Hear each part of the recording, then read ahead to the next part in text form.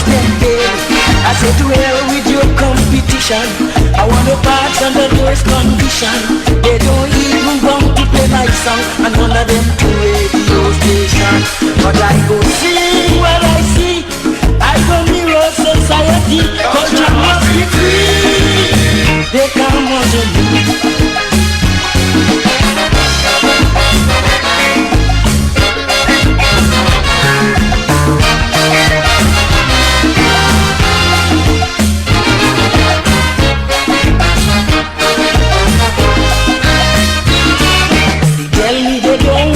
Politics at all. We change up everything, new criteria, new judging. They say they only want songs that lie and celebrity. So if I could sing just a little line, certainly I would be king. They have the power to make me king.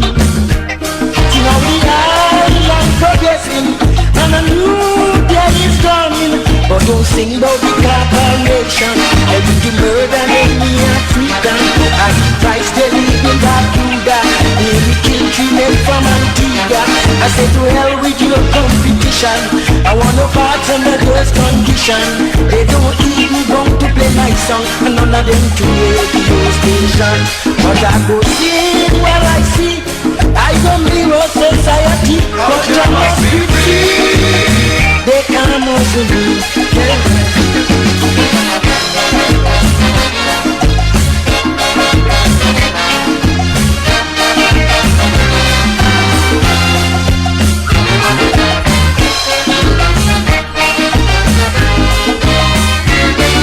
They tell you they don't want no politics at all. Listen, everybody here feel this not a fairy tale. They say they don't want no revolution in here socially. But you know that they grant that communist. I wanna catch up to it. You know that they grant that communist. I must sing more of them policeman. They have got right here in Sajan. We tear gas and fuel. They oppress, harass and oppress me. I say to hell with your competition. I want no parts under those conditions. They don't even want to play my song, and none of them to radio station. But I'm going to sing what I see. I don't need no society, but I must be free. They come on me.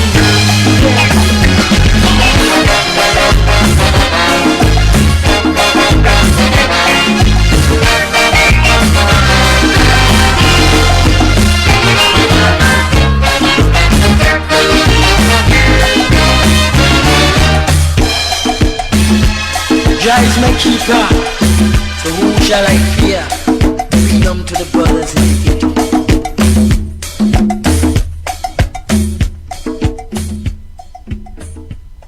Studios located in the capital city of St. John's, Antigua in the Caribbean Sea. Okay, stop that! And our transmitter located at the highest point, peak in the parish of St. Mary. This is ZDK Liberty Radio International 97.1 FM, the People's Radio Station. Are you ready? Are you ready? Let's get ready to rumble! Yeah, I told you, you have to stand for something. Sometime at a time, imagine, hey, it might be a lot of vibes and things and so, but yo, you stand up, man. You have to stand up as a man, you know. Any man that can't stand up for what they believe in, then the word, the style that they walk over jet. Say that again. Yeah, I told you. Say that again. Any man that can't stand up for what they believe in, you hear? I'm saying the word, the style that they walk over. Tell them no, I'm nobody's Negro. I only promoting truth that they cannot refute. I tell them no, definitely no, I'm nobody's Negro. Righteousness is my best friend. Ethics and morals I defend them. I tell them no, no gambling what could turn me so.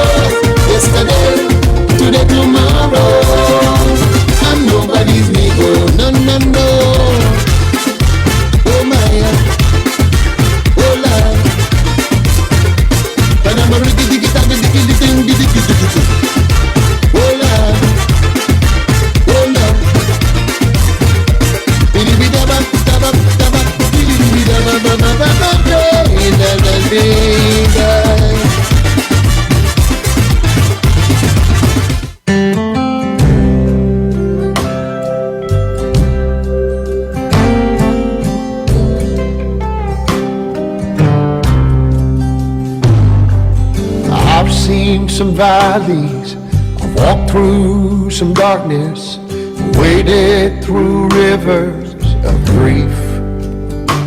Good night, Antigua Barbuda. Told me that I was forsaken, Let me say good night to our Caribbean neighbors fighting for me. who are locked into ZDK Radio 97.1. This far on my own, though often my strength is all gone. The hands of the Savior keep holding me up. His Let me say good night to St. Kitts and Nevis. promise is mine. Hey, good night to Anguilla, Montserrat. If God is for Hey, good night to Dominica, St. Lucia, St. Vincent and the Grenadines. and again, Good night to Barbados, Grenada. Hey, Guyana. weapon shall Going as far down south as Trinidad and Tobago. when God's on my side. Warm the liquor, King. If it's just me and Jesus, I can't be defeated. When my God is with me, I got the victory every time. Yes. Let me say good night to those who join us via the World Wide Web. Hey, you might have logged on via the website. That's www.radiosdk.com. To places you think you can't go, and people tell you that you'll never make it. You can't win this fight all alone. Or you might very well have joined us via the app. It's a choice. Hey, that's ZDK Liberty Radio 97.1. Just remember what he's always done.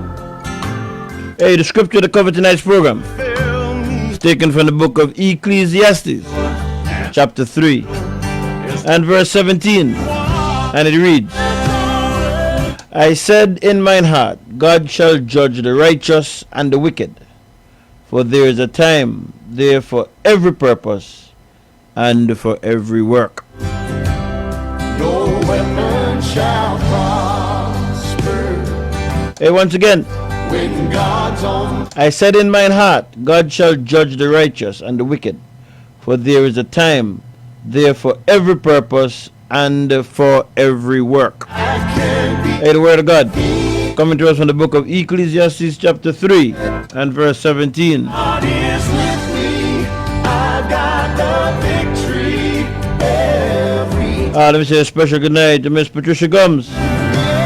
Also to my little sister Nicole and her family over there in the Mount Pleasant area. who can stand. To my other sisters, that is Bridget and Nola. Hey, good night to you.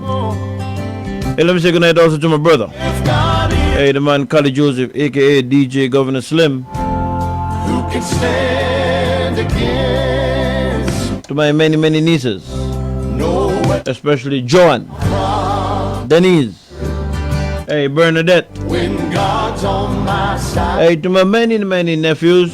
Hey, what's up, Zian? Good night. It's just me, Hey, good night also to Austin. Jesus. I can't. Hey, not forgetting my many cousins. Cousin Annette over there in Fort Lauderdale, Florida. When my God is with me, Also, I got cousin Halima Thomas over there in Orlando, Florida. every time. Hey, and since I'm stateside, let me say good night to my second mom, Sister Jean Golston. For Hey, what's up, Sister Jean? follow Hey, what's up, Jomo? says you Hey, big up yourself and your family, man. can't go. Right back here in Antigua, And over in the Nut Grove area. tell you that you Let me say good night to Loretta Hunt. Hey, what's up, Loretta? in this fight. I haven't spoken to you in a while. Also, But if hey, good night to you, Cassie. us to try, I hope and trust that all is going good. just remember what he's on. To my stepmom over there in the East Potters area. He's never Hey, that's Miss Christophine Lewis. Good night to you. and the battle Let me come back west, already. all the way down to Cooks Hill. Let me say good night to Bamsey. Hey, that's Mrs. Winifred Christopher and her family. Hey, what's up, Brad? Who can stand against? I hope and trust that all is doing good. No weapon shall prosper.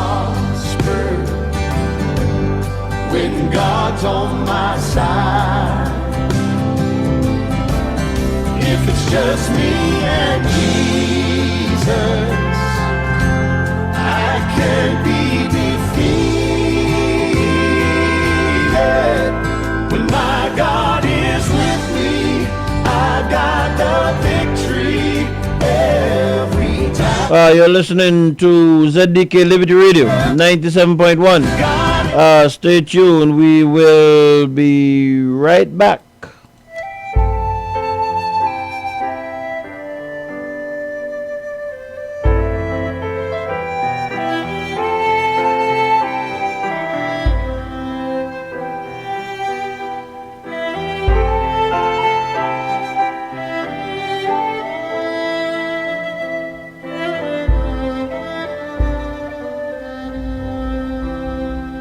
When it's all been said and done, there is just one thing that matters. Did I do my best to live for truth? Did I live my life for you? And when it's all been said and done, all my treasures will mean nothing. Only what I've done for love's reward will stand the test of time.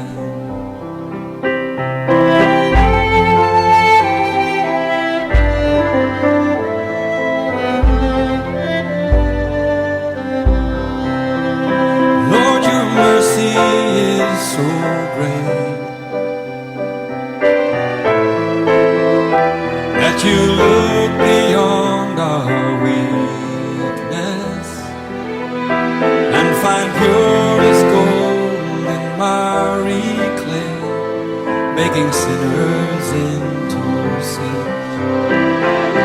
I will always sing your praise here on earth and ever after. For you've shown me heaven's my true home. When it's all been said and done, you're my life when life is gone.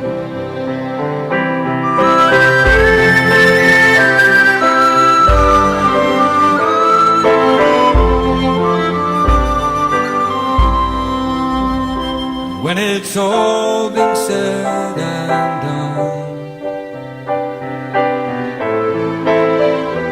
there is just one thing that matters.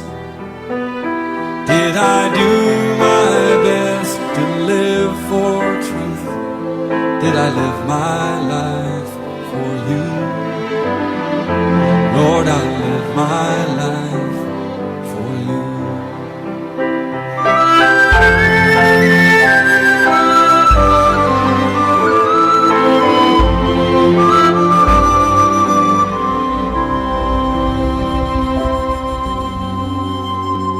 From a little cottage in number 3 Casada Gardens hails Rags to Rugs.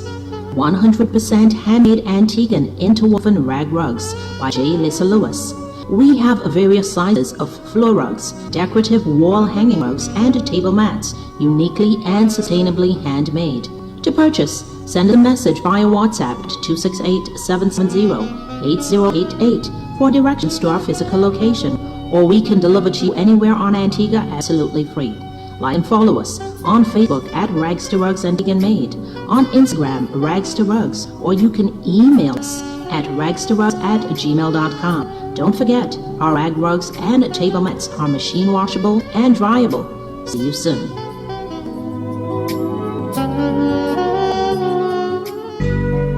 Elaine and Dad's Joseph Consultancy. We consult on labor relation matters, insurance, business matters, and politics. P.O. Box 2287, Francis Lane, Yorks Village, St. John's, Antigua Barbuda. Our email address, it's elaineanddadsjoseph@gmail.com. Telephone numbers 776-0200 or 464-4201. Contact us. We are here for you.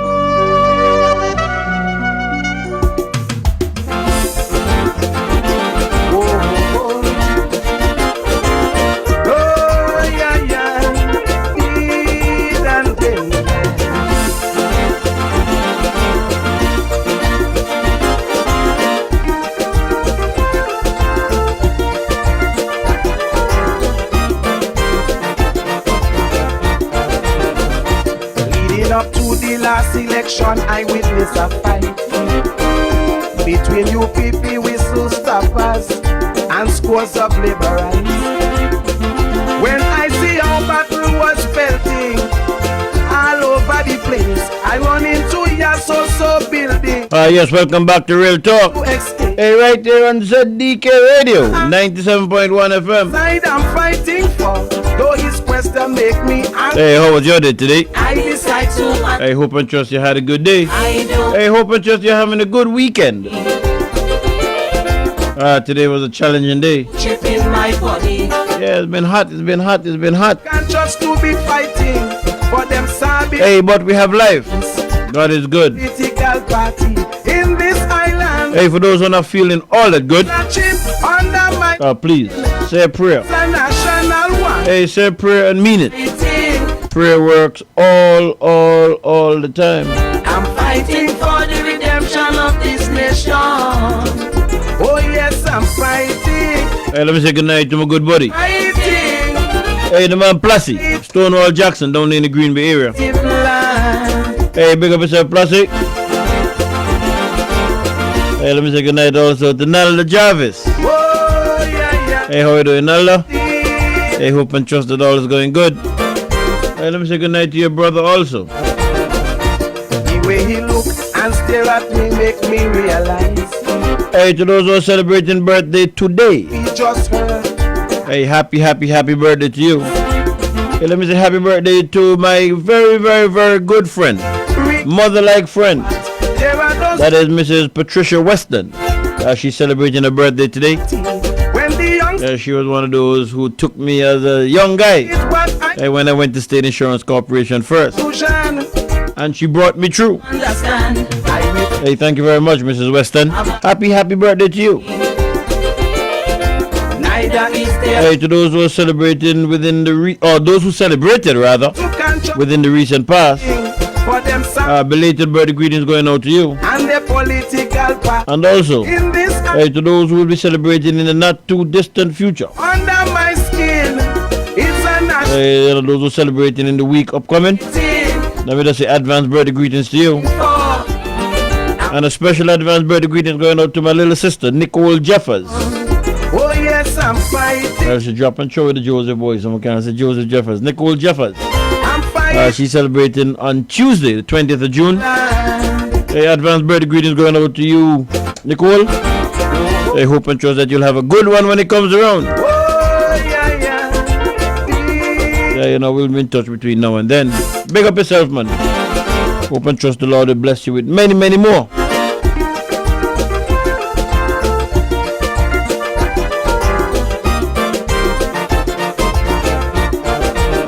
While speaking, the political fracas intensified.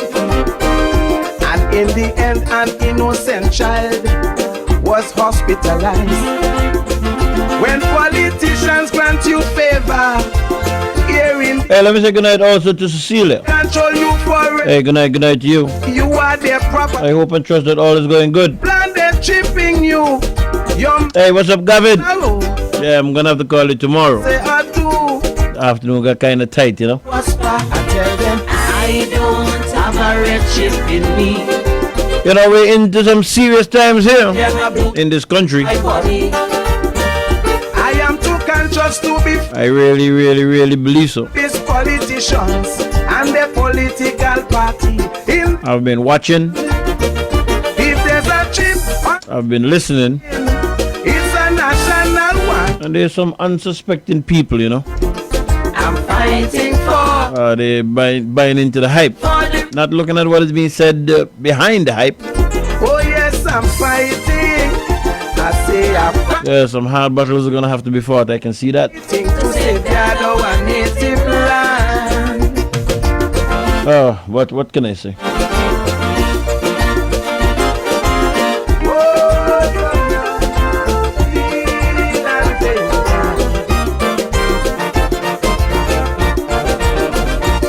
Youngster said to tell you the truth, I hate politics. Mommy and daddy acting like fools. They must have having chips. Politics make good men become bad when they have power. It also make the cookish ones sad when they are devoured. He said, though I cannot vote, I care for my country. So like you, I am very hurt to see what's going on. He told me I don't have a red chip in me, neither is there a blue chip in his body. He is too conscious to be fighting for them service politicians and the political party in this island. If there's a chip under his skin, it's a national one. So he's fighting. He's fighting for the redemption of his nation. Oh yes, I'm fighting. I say we're fighting to safeguard our native land.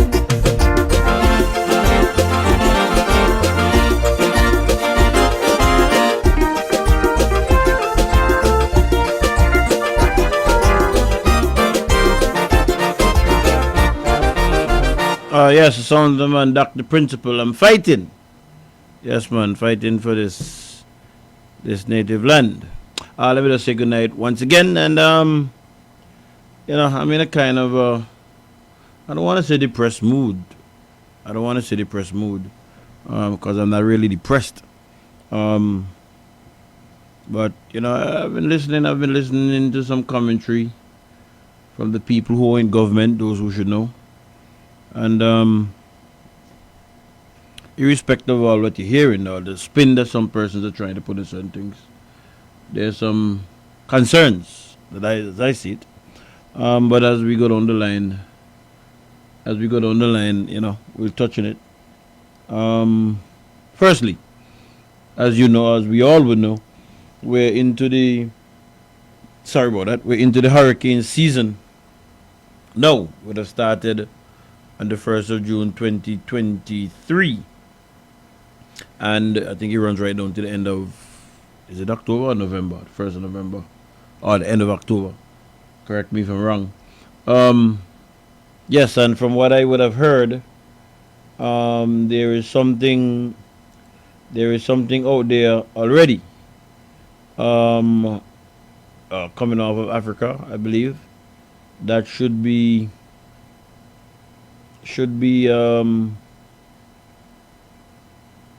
let me just see if I could find it here before I go. National Hurricane Center. And let me just encourage persons again to take the opportunity to begin to get things in place for the season. You should have started and should have almost completed that if you haven't completed it already.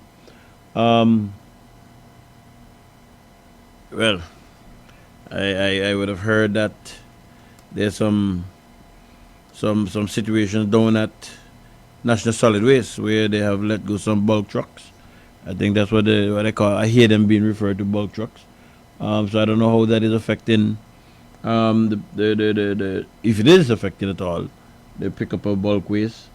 Somebody brought it to my attention this week that they would normally have, I'm not sure if it's the Ministry of Health or National Solid Waste or whomever, would normally have had an island-wide cleanup around this time, going into the hurricane season. The person was saying to me that is absent. I really didn't check the time. I didn't realize the time was synonymous with the beginning of the hurricane season, to be honest.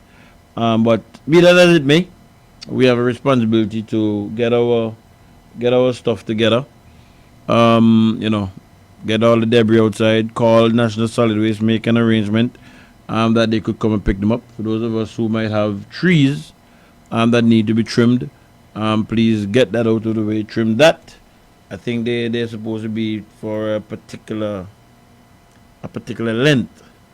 I don't remember what the length is, but whatever it is, I think there's a hotline. There's a hotline for National Solid Waste. Give it a call, see if it gives that information. But now is the time. Now is the time to get that sorted out. You don't have no time. You don't have no time to spare. At this point in time, I would say. Looking back at the tropical weather outlook, according to the National Hurricane Center. There's a website, right? Yeah. National Hurricane Center and Central Pacific Hurricane Center. This would have been at 8 p.m. Saturday, June 17th, for the North Atlantic, Caribbean Sea, and the Gulf of Mexico. It says Eastern Tropical Atlantic AL92, a tropical wave located several hundred miles southwest of the Cabo Verde Islands, is producing a broad area of showers and thunderstorms. This activity is starting to show some signs of organization, and environmental conditions appear conducive for additional development. A tropical depression is likely to form by the early to middle portion of next week. So we're looking at maybe Tuesday, Wednesday, while the system moves westward at 15 to 20 miles an hour across the eastern and central tropical Atlantic. And it says that formation chance through the next 48 hours, medium, 60%, and through the next 7 days is high at 80%. So, everybody, I'm sure, is following that, listening to the weather report. Again, I think that there's a line that you could call to get that. I don't remember the number offhand, but make it your business to listen to the news, follow the news, and begin to make your preparations now. Tuesday, Wednesday, just around the corner. I can't believe I'm back here again on another Saturday night. It was as if I was just here yesterday. You know, so as the elders would say, time wait for no man. So please let us get on the board and keep that in mind. That's very, very important. By the way, share the information. You know what I mean? Make sure you touch base with your family, friends, or your family and your friends. For those of us who might have friends and family who might be challenged, let us look into that situation. Also, I'm sure that you will be hearing from the different district disaster coordination, whatever it is. I'm sure that you'll be hearing more from them in the week coming up as to what to do and where to go if there's any situation. I'm sure that they will come out ahead of the ball, ahead of the curve just now, because they would want to be not, until it's at the 11th hour. So I'm sure that we'll be hearing more of them this week coming up. So keep that in mind. Well, tomorrow is going to be Father's Day, and let me just wish all the fathers Father's Day greetings when it comes around tomorrow. I just smiled to myself because somebody called me. By the way, the telephone lines are open. Somebody tell me I don't say that often enough. The number that you could call if you want to join the program is 462-1100, 462-1100, or if you want to send a WhatsApp, the WhatsApp number is 464-4201, 464-4201. So those numbers again, 462-1100, that gets you on air. And if you're one of the shy type, you don't want to have your voice on here, you want to send a WhatsApp, the number is 464-4201. Yes, so as I was saying, I just wanted to wish all the fathers happy Father's Day. Comes up tomorrow. And I was smiling because somebody called me today. And I said, "Oh, you not celebrate Father's Day now?" That is true. I'm not a father. And I jokingly said to the person, I'm gonna get a wrong child. What am I gonna use? A wrong child, a jacket, a child that's not mine. A child that's mine that somebody let me believe is mine. I'm gonna have to get one like that so I can celebrate next year. We had a laugh about it. Because I was saying to the person, yeah, there are people like that, man. There's some maids like that. I know some of them. that they know that the child is not their child, but they fool themselves into believing the child is there. So they're celebrating Father's Day too. So let me just wish all those who are legitimate fathers, those who are adopted fathers, those who are jacket fathers. Let me wish all a happy Father's Day when it comes along tomorrow. God spare life. Are we gonna start? Are we gonna start tonight? I was looking for a tune. A lady asked me to play a tune for her, but I thought I had it with me. I don't think I'm seeing it on my system. I don't know if you see it. Let me see if this is it.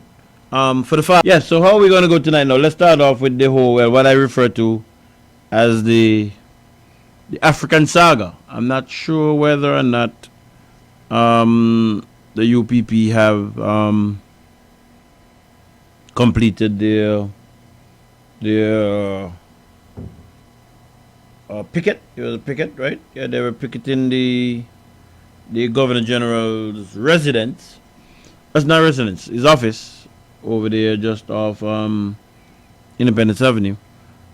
I think they said they were going to do it for 17 days. I'm not sure whether or not those 17 days would have passed, so I'm not sure whether or not the protest continues. But during the week, well, you know that there is an ongoing discussion as to whether or not the Governor General in his own persona can, under the laws, call a public inquiry. There's those who believe that he must do so being advised by the cabinet, and there are those who believe that no, he's so empowered under the Constitution. We have had numerous discussions about that here. Mr. Pompey had given us his opinions. The AG have given his / government's opinion, and the Governor General himself has released. Well, you know, he would have written to the leader of the opposition, I believe, expressing to him his position and also sharing with him some legal opinions he would have gotten. You know, and as I was thinking about the whole African situation, I smiled to myself, you know, this week. I read a story somewhere about where it says that some Africans who apparently left Antigua and went to the British Virgin Islands where they were held, they are now on a hunger strike. And I believe they are demanding to either to be in touch with the United States Embassy or to have access to the United States Embassy, something to that effect. And I smiled to myself, you know, when I read it. If I'm not mistaken, I believe initially there was such a threat also for the Africans who left here and they were part of the first group that left, well, as far as we know anyway. I went down to St. Kitts. I think there was that initial threat, and eventually, if my understanding is correct, St. Kitts would have afforded them, or the UN agency, whatever the name of it is, would have afforded them certain status, and they were moved, or they were or was supposed to be moved from a detention center to a hotel, I believe, while the other part takes place with the UN body. So when I saw what was happening in the BVI, I smiled to myself. I said to myself, okay, maybe the same thing that was happening in St. Kitts is happening there now. And I can remember in the earlies, it was Zoe, if I'm not mistaken, stand to be corrected. I think it was Zoe at the press conference, at the post press conference, asked the question as to whether or not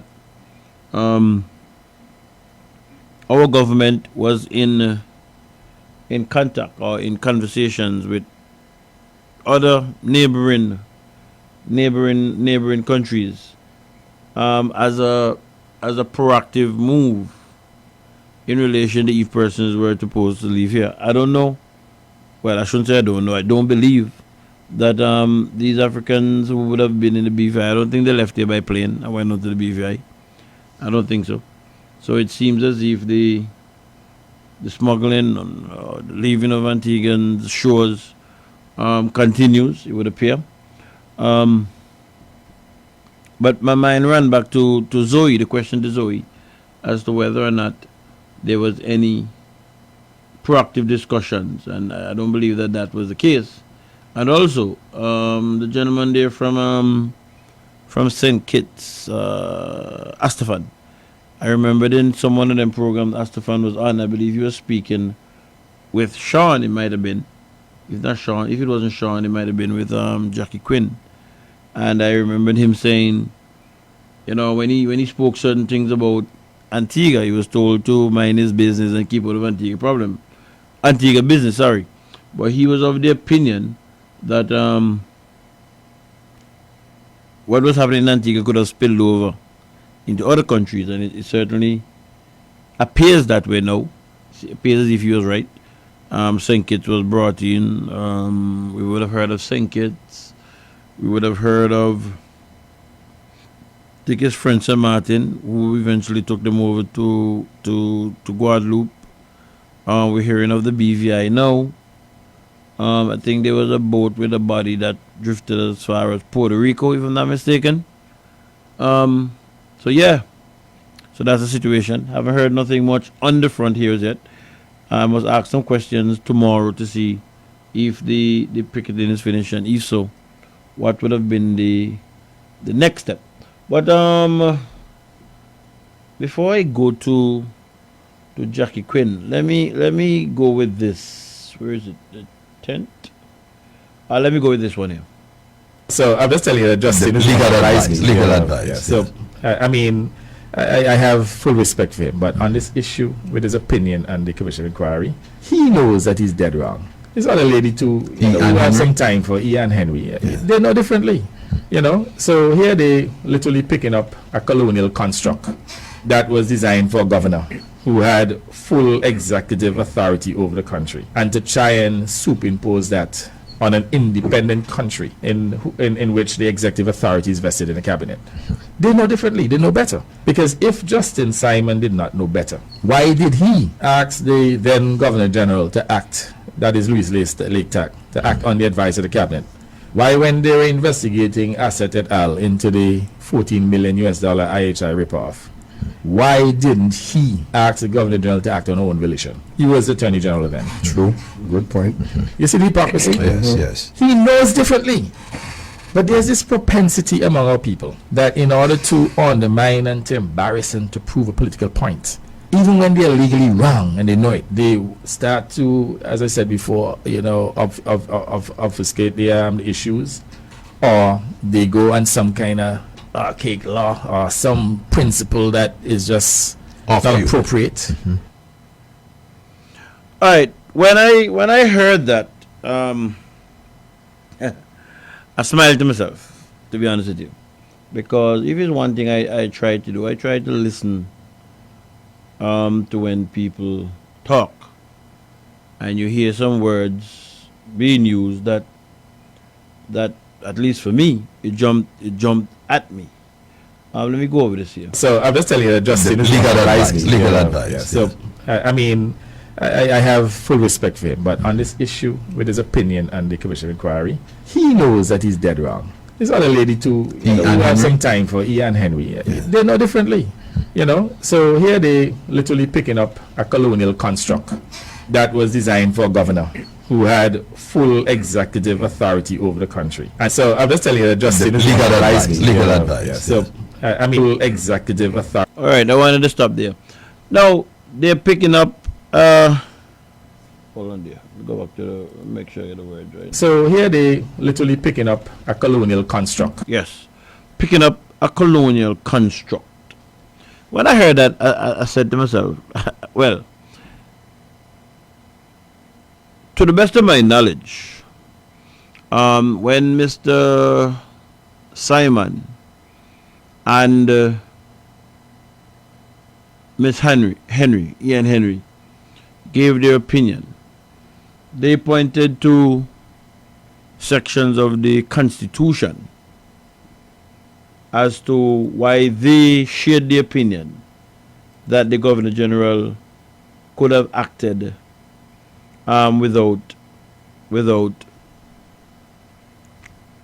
advice or directions from the cabinet. They actually went to the Constitution, and I can remember, and I have a clip. I don't know exactly where it was or what the forum was, but the question was put to, I believe it was Maxers, as to, all right, you're saying contrary to what is being said.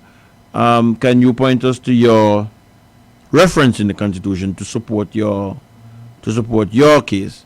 And that could be done. That is when I started to look at certain things, and then you would hear further down. As a matter of fact, let me play it. Another thing that jumped me was when the Prime Minister spoke about an archaic law that was designed for a governor who had full executive authority over the country, and to try and superimpose that on an independent country in which the executive authority is vested in the cabinet.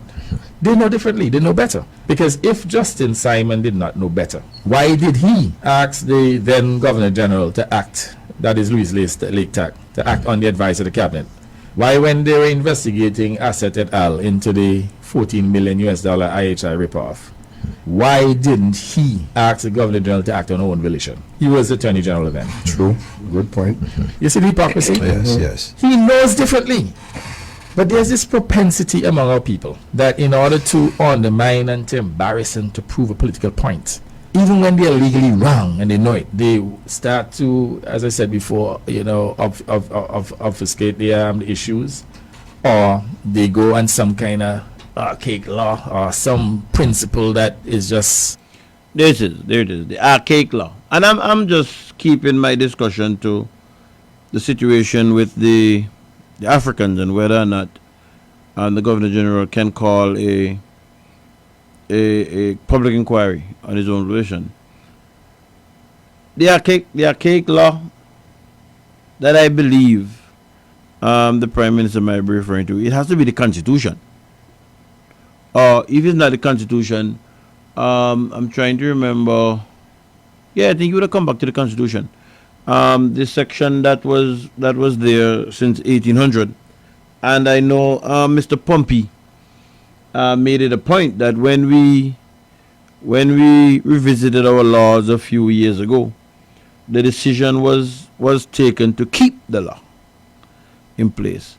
So when I would have heard it coming across, at least to me, that persons were looking at some laws that were from a different era, I don't know that is quite accurate. I really don't know that is quite accurate, because the Constitution of Antigua and Barbuda is what these persons referred to. And I can remember one night I was here, we were here maybe about 2 weeks ago, and a particular lawyer WhatsApp in, and he was of the opinion that the Governor General, as the King's representative, ought not to have executive powers since we're a sovereign state, And Mr. Pompey pointed out, I believe it might have been section 58, if I'm not mistaken. And I read it. And the gentleman then responded and said, look, yes, I understand what is being said, but I don't believe that such should be the case. We need to look at constitutional amendment to the Constitution. So he accepted that what was there, what was in the Constitution. The problem that I'm having is, I'm watching carefully, and some persons in government, in my opinion, would want certain things. They would want the law to say certain things, or they would prefer if the law says certain things. And I don't have a problem with that. I don't have a problem with that personally, if but it has to be done the right way. You have to acknowledge what is actually on the books. And we hear all the time that the Constitution is the supreme law in the country. So it doesn't matter, really and truly, what nobody thinks in terms of, hey, this is what it is. If there's concerns about the Constitution, then the means by which it should happen, then we should look to have constitutional reform. But until then, what the Constitution says, in my opinion, is what should stand, and I don't think that people should be assaulting it in the way that I see some people assaulting it presently. That's my personal opinion. I don't think that is right. I don't think that is right. It's not what nobody thinks. It's not what Dave thinks. Dave can think whatever he wants to think. Dave might be right. Dave might be wrong. But it is, when it's all said and done, it comes back to, hey, this is what the Constitution says. This is what is our guide. And I'm watching it. I'm listening to people speak. Today I heard a particular comment being made. I have the overall recording. I haven't separated it as yet. But there was a particular statement that I heard today that it troubled me personally. It troubled me. Let me see if I made a note of it. And I'm very careful and mindful of words, and I listen to people when they talk. I keep saying that because, the elders used to say, from the heart the mouth speaketh. I think that's in the Bible, actually. A comment that was made today on a program was the lowest persons being the opposition party, if they keep speaking to the lowest denominator of the electorate. That's the words that was used, the lowest denominator of the electorate. When I heard that, I said, what? I thought that since 1951, when we had Alice Sovereignty, it was one person, one vote. So who is the lowest denominator of the electorate? Who is the lowest denominator of the electorate? So a vote for somebody in the ghetto is of less value than a vote for somebody in the upper echelons of society as they see it. And I'm listening and I'm hearing these kind of things coming through, and it has gotten to a point where it is concerning me now. It is concerning me now. And I believe that there's gonna have to be some court battles. I was telling a friend of mine earlier this afternoon, there's gonna have to be some court battles to get some things right, because it appears to me as if some privileged persons of the opinion that way, hey, we occupy certain positions, this is what we're saying, and if you don't like it, go to court and prove us wrong. So they're forcing you, or they're forcing persons to do that. But I think it has to happen, because I think that trend has to be reversed.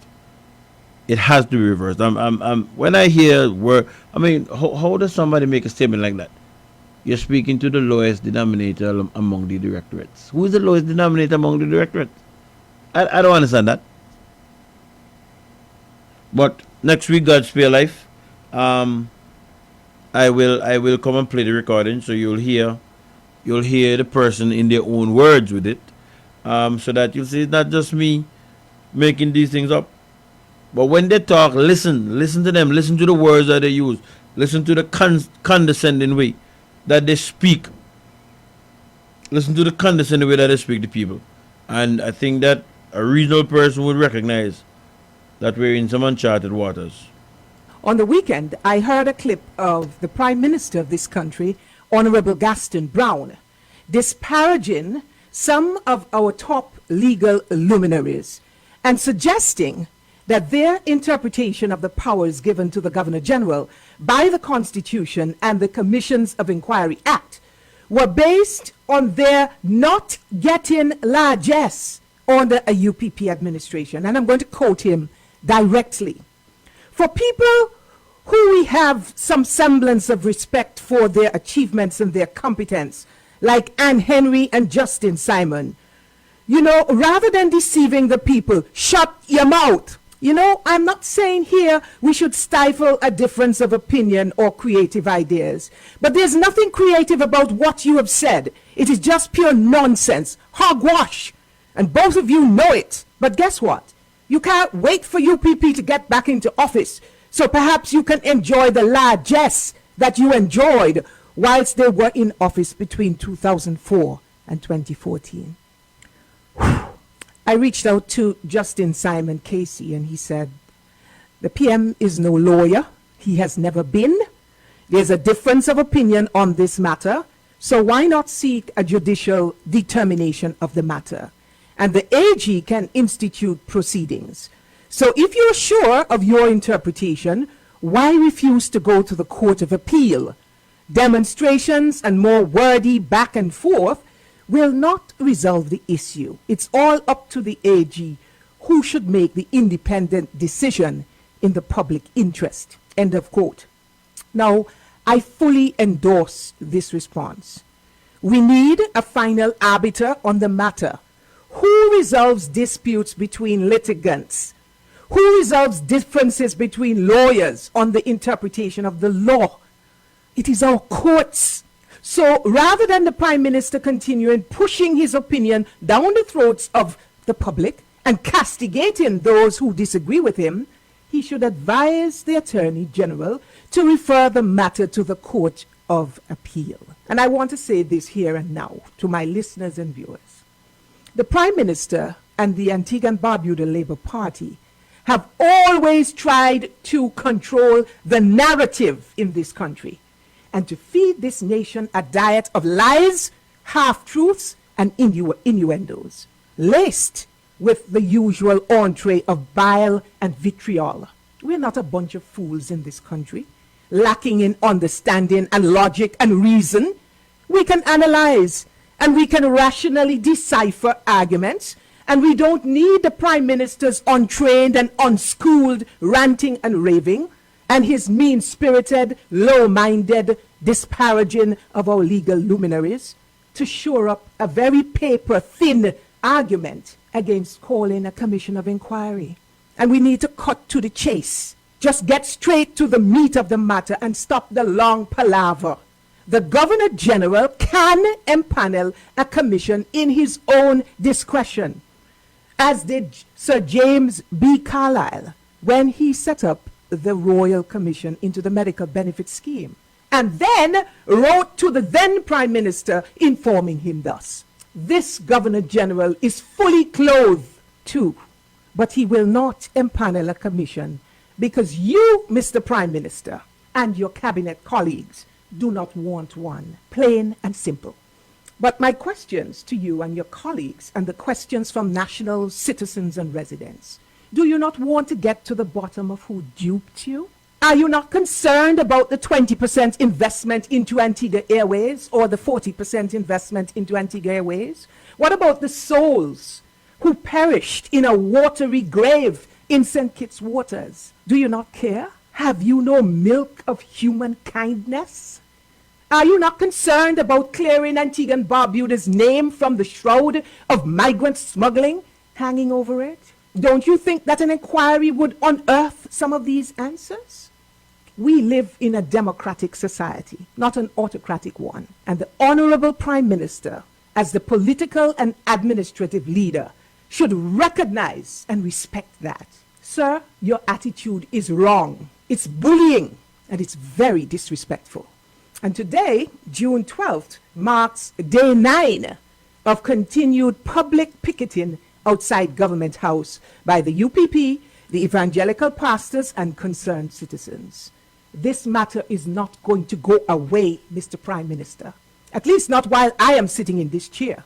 So deal with it in a reasonable, sensible, respectful, and statesmanly manner, if that is possible at all. All right. That day was Jackie Quinn giving an opinion. I decided I will share, and she just gave me an answer there. I was asking earlier.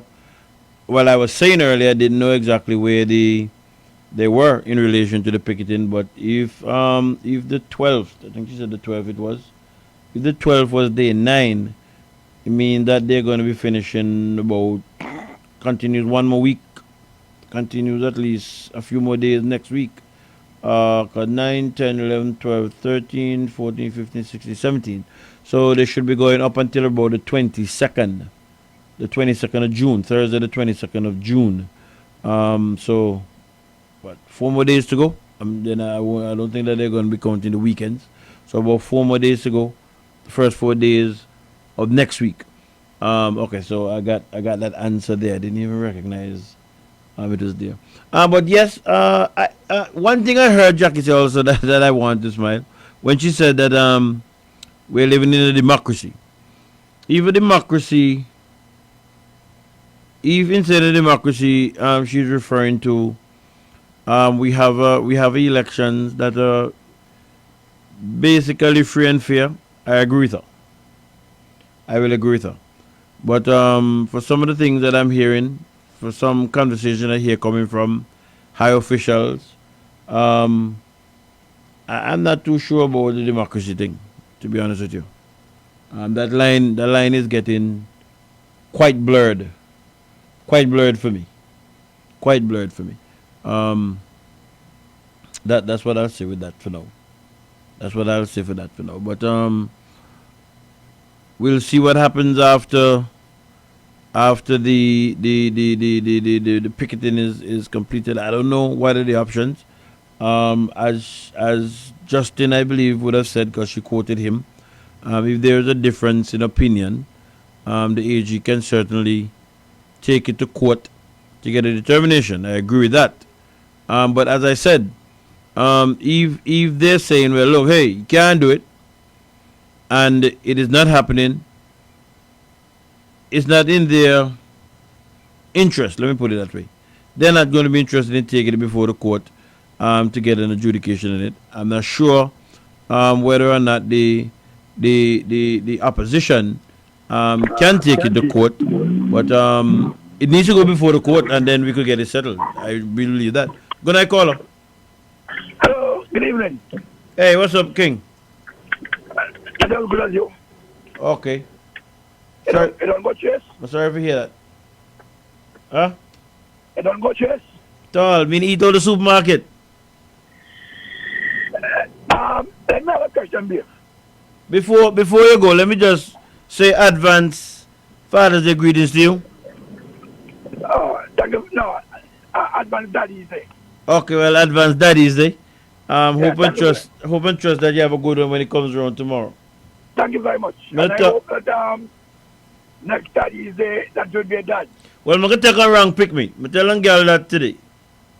I'm going to take a wrong pick me so I can pick one wrong pick me so I can say, may celebrate Father's Day next year. Moving right along. Wait. That's not a question. Got you. I heard you on the topic of inquiries. Uh-huh. Am I correct? Yes. Do you remember when the UPP was in office?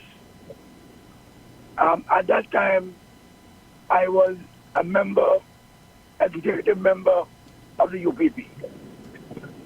I remember the opposition then, the anti-Labour Party, asked for inquiry in the fencing matter.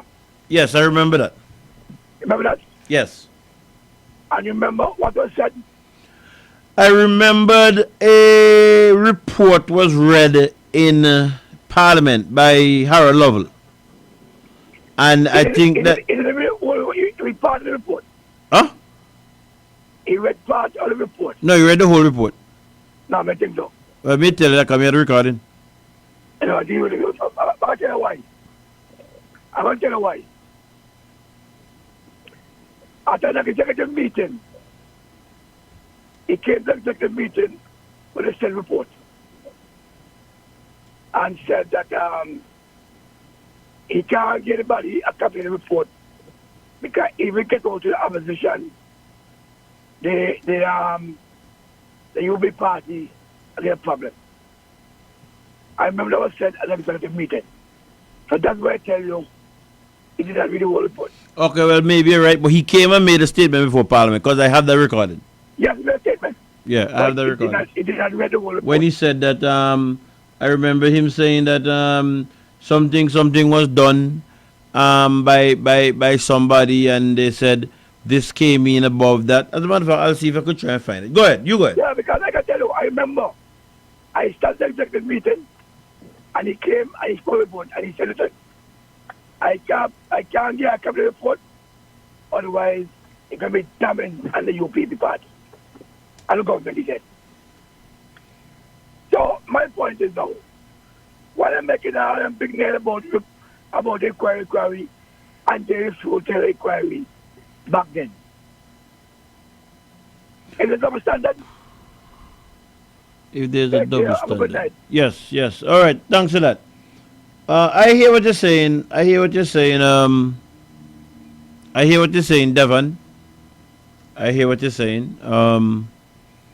That there might be a level of double standard, and I will agree with you.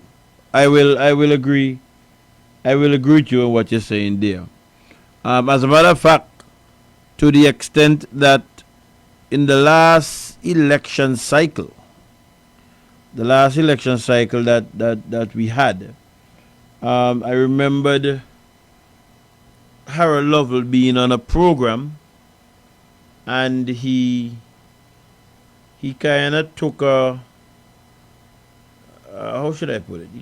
He was discussing some persons he saw on Point FM, and he made mention that some one of them with the fence and blah blah blah blah blah blah blah.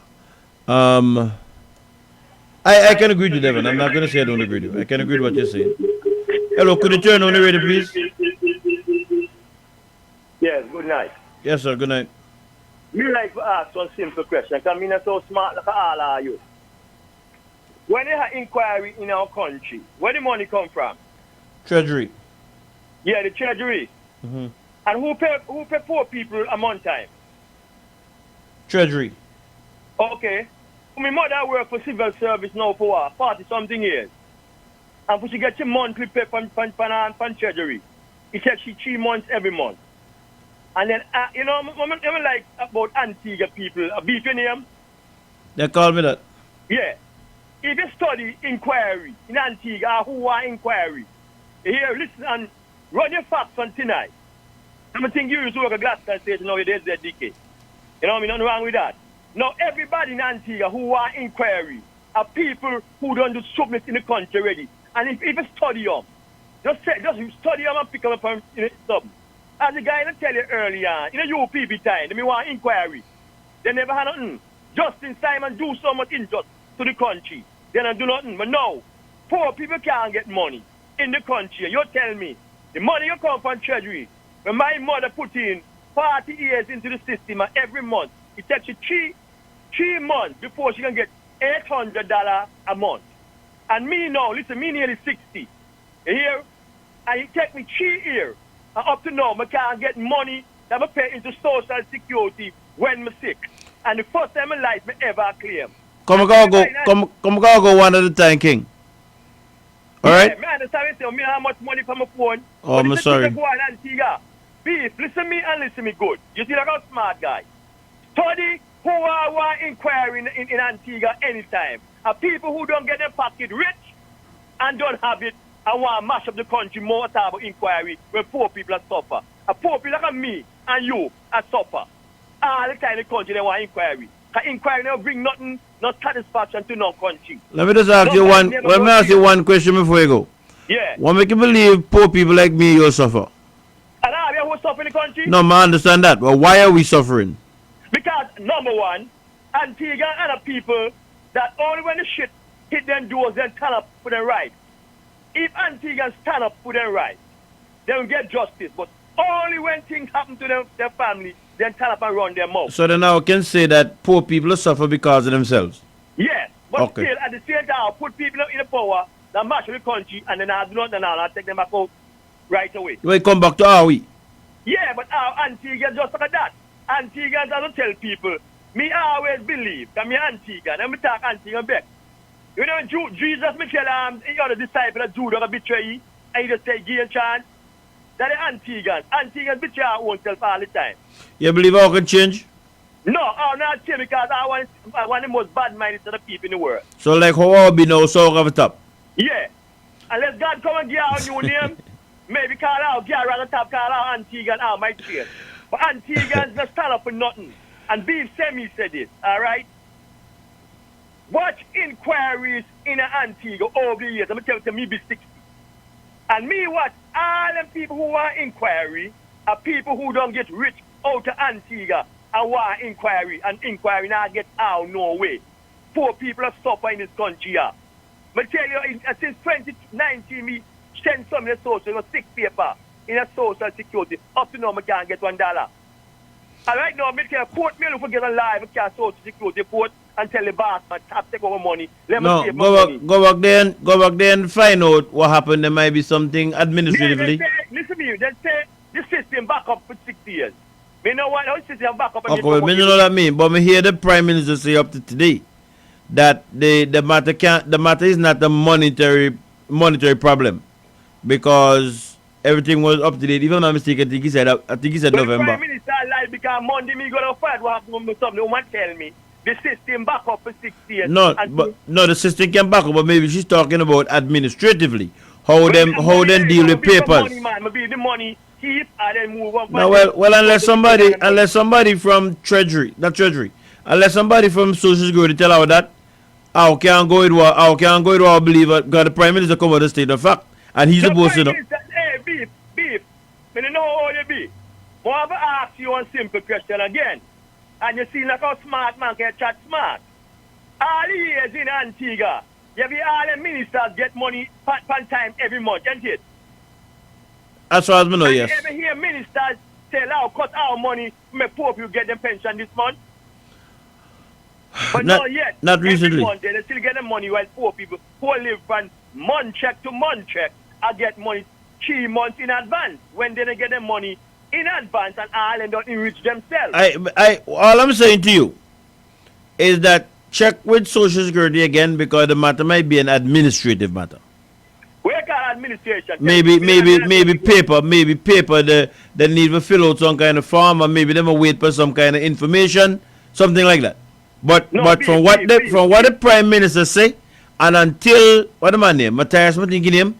Until Matthias come and tell how nothing goes so, or until some kind of proof come for show differently, the Prime Minister say, up until I think in November last year, the money situation with Treasury may sort out. The Prime Minister said that up to this afternoon. They tell you, a Monday, me a couple people, Indian people, and tell how we did. They have problem with money and a paper business. Okay, well, me ask a question next week, but me tell you what was said up to today, up to this afternoon, because I was listening. The Prime Minister of the country, you want yourself look bad? Hey, me a partner that say, right, give people the benefit of the doubt until they find out differently. Sometimes people believe that me fool, because me can believe you until me can prove you for being lied. No, I'm just making a general statement. Me can believe anybody until I can prove them a liar, and then when I can prove them a liar, a different story. Can I ask your last question before I go? Sure. You been in social security money that people put in the system every week. Supposed to go to any other Saturday body to pay anybody else for social security? No, I wouldn't agree with that.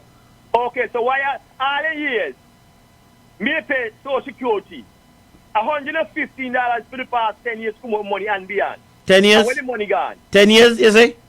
No, Mr. Jack, a reference. Okay, no, state, this is state. To my understanding, right? Yeah. Years ago, going back to maybe in the 80s, 90s, Social Security went into some investment that failed. Some money lost. That's one. And number two, the administration back then did not pay its full contribution into Social Security. Those are the two things. Who made the power then? Labour Party. Okay. Also, hold on, because let me be fair. The years that the UPP was in government, the 10 years, them did not be paying all their money neither. Okay. Then they paying maybe about 50 to 60% of the money that they should have paid it. I have all information, just let me have it up there and come. Who owns Social Security? Antigua people. Antigua people. So what you trying to tell me, Antigua people make all them bad investment there, the government? No, the people that represent Antigua people. Oh, no, where then they? Where then they? Yeah. Them in Antigua, if they're not dead. And they still they work for Social Security and still get a big check a month time. Maybe they now work with Social Security, you know? Maybe them for retirement or so. And I get big money a month time with the same money they mash up. That might be possible. And poor people who work for less money, they can't get their money. No, but you see, the same poor people them who cry now, right? That can't get their money. The same poor people them voted for these governments that do what they do. Yeah, I know that. But so then who you blame? Our government are the same. So me vote to make you people make a difference. And when you say me give all them cronies, and you know, new people use power, you people use power because then deal with our elite people. You know, the poor people, they'll never lose. Poor people who build country, not money people. Poor people have 5 and 6 people pick me and go shop. Buy 5 and 6 school shoes, buy 5 and 6 school books. Millionaire only have 1 and 2 pick me. But millionaire has a big house and is supposed to pay property tax, man. Yeah, but who going to pay Antigua government? They not pay? Me never pay. Not have the Antigua if they want to get name. Anyway, you onto something. You onto something there. When I go Jolly Harbour, no the homeowners buy down there. Me no go. I have been on Jolly Harbour for nearly 10 years. Okay, I'm going to tell you, when the new homeowners take out Jolly Harbour, I lock all them gate now. Who knew, what's that? Who that? The new owner, you know, Jolly Harbour sell last year sometime or this year. Not Jolly Harbour in sell, but what the people in, no man, Jolly Harbour in sell, man. Jolly Harbour do what? No, Jolly Harbour in sell. Beef, get your facts right. But think about that, just buy Jolly Harbour, if a Calvin here just buy but Somebody bought a piece of Jolly Harbour. Hold on, then the king, hold on, you know. Is not Barrett run Jolly Harbour for government? But run Jolly Harbour way, that's the hotel now. That what you talking about then? The whole entire Jolly Harbour. For what me hear, alright? After the government took over Jolly Harbour, they sold a portion of land to, if a Calvinier say Calvinier, and the other land and hotel and so is being run by what man name? Beef, nothing go so. Well, why me nothing go so? Listen me, man, Calvinier buy Jolly Harbour and them not the beach section. Man, I think you're right. All them ton of house there. Man, I think you're all me tell you. The part that Calvinier buy. Who is it? A Calvinier say? So me here say, all right. The guy that won't board. Well, whoever. The part that the person buy, if you belong to them, what they gonna do? They gonna left him for make a public tour for you? Oh, so you figure for go beach, black people supposed to walk in a bush, and white people walk on road too? No, but and them people that me blame them, I blame the same government that's in power, whichever government in power. Because of them, they go parliament and make land for access. Yeah, but then you people go power and a change up. Listen me not talk UPP, me not talk Labour Party. Whoever is in government, and for them the job for protect the people. So if I have a walk pan a dagalag for go beach now, man I blame nobody but the government that's in power. You understand what I mean say? The government in the power, okay. Whichever government is in power have the duty. For me heart bleed blood. But see, what white people do to black people, don't they? Well, in the end, okay, he like say black people love to feel a whip on them back. So they now can go back there. You're so right. We don't talk. Have a nice evening. You're so right, Bar. Bless King. Yeah. Hello, good night, caller. Hello, good night. What's up, King? Me good. I'm trying, anytime you try to be fair, that you are actually unfair. So let's see if we can figure out. Anytime you try to be fair, you're unfair? You're unfair. That's okay. The actual reality of it. Okay. Now, you spoke of Social Security and the problem in Social Security. And this we have to make clear so people can comprehend that is the Antigua Labour Party that is the problem with Social Security and the problems of Antigua and Barbuda. Now, you had the PLM that started the Social Security. And they paid in their dues to Social Security. So we have a pattern. You see that pattern there? The pattern they didn't pay. Okay. Then came the Antigua Labour Party, and they never paid a red cent. And that is the pattern. Who caused the problem in Social Security again? The Antigua Labour Party, because they never paid a red cent. The Antigua Labour Party was removed from office, and the UPP came to office, and they paid their dues to Social Security. They paid all of the dues? So let's show you the pattern. No, again. ask your question, answer me. They paid all of the dues? So listen to me again. Analyst, let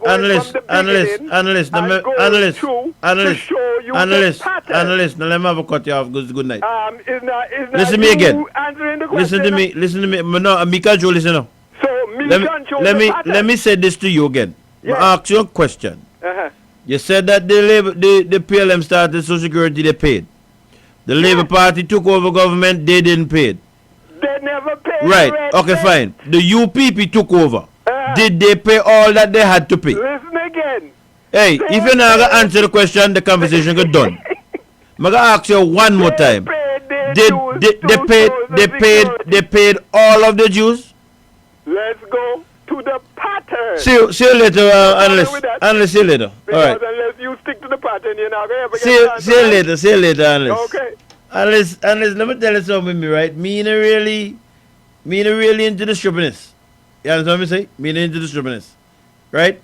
If you want to tell me that the UPP paid, they did not pay in all, but they paid, then tell me that. But not try to run it from the discussion that UPP no me paying all the money never paying. And that is the problem, one of the problems we have in this country. We're just not being honest.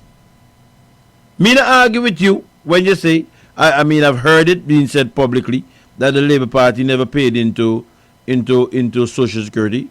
We find it hard to believe that they never paid at all. I would have thought that they would have paid something, but they might not have paid the majority. That's what I thought. But you can't go and tell me that UPP come in and pay. And when I know, at least, let me not say are we, when me know for a fact, when I have information for a fact that they did not, that the Parliament for me program analyst, sorry about the one. You have to go on the next one with the one there. Not this one here. But I take your point what you're saying though. If you want to tell me that they didn't pay, if I'm not mistaken, I just don't have those information there, but they put out the paper. Both sides that put out the paper. UPP put out the paper, and the Labour Party had put out the paper with the monies that were paid in, etc., etc., etc. And unless you're a reasonable guy in terms of information, I'm sure that you would have had those information, right? But no, come and tell me that. Just come and deal with some honestly, and move on with our conversation, right? Please come and no. That's the problem we have around this place now, and this will have a change. And the gentleman that called before, that say he believe Antigua going to remain the same. I don't necessarily share that view. I don't necessarily believe that we have to stay where we are as a people. I believe that those of us who have a little bit more to offer, that should carry others. I'll have to do that. If that is our duty, I'll have to do that. That's how I'll get changes. Yes, I'm saying. One thing has been ringing in my head. Again, I heard a conversation today, but I don't want to say much about it yet because I like to play what people say. I like to play what people say so that you can hear them in their voice and then can't say me misquote them or anything like that. But after I heard a particular conversation, my mind run from Bubbler. I remember a couple of weeks ago, Bubbler called in and said, and I agreed with him 100%, and I told him I agreed with him 100%. If you're not going to be a part of the solution, get out of the way. If you're not going to be a part of the solution, get out the way. I agree with him 100%. Even one time I agreed with Bubbler at the time.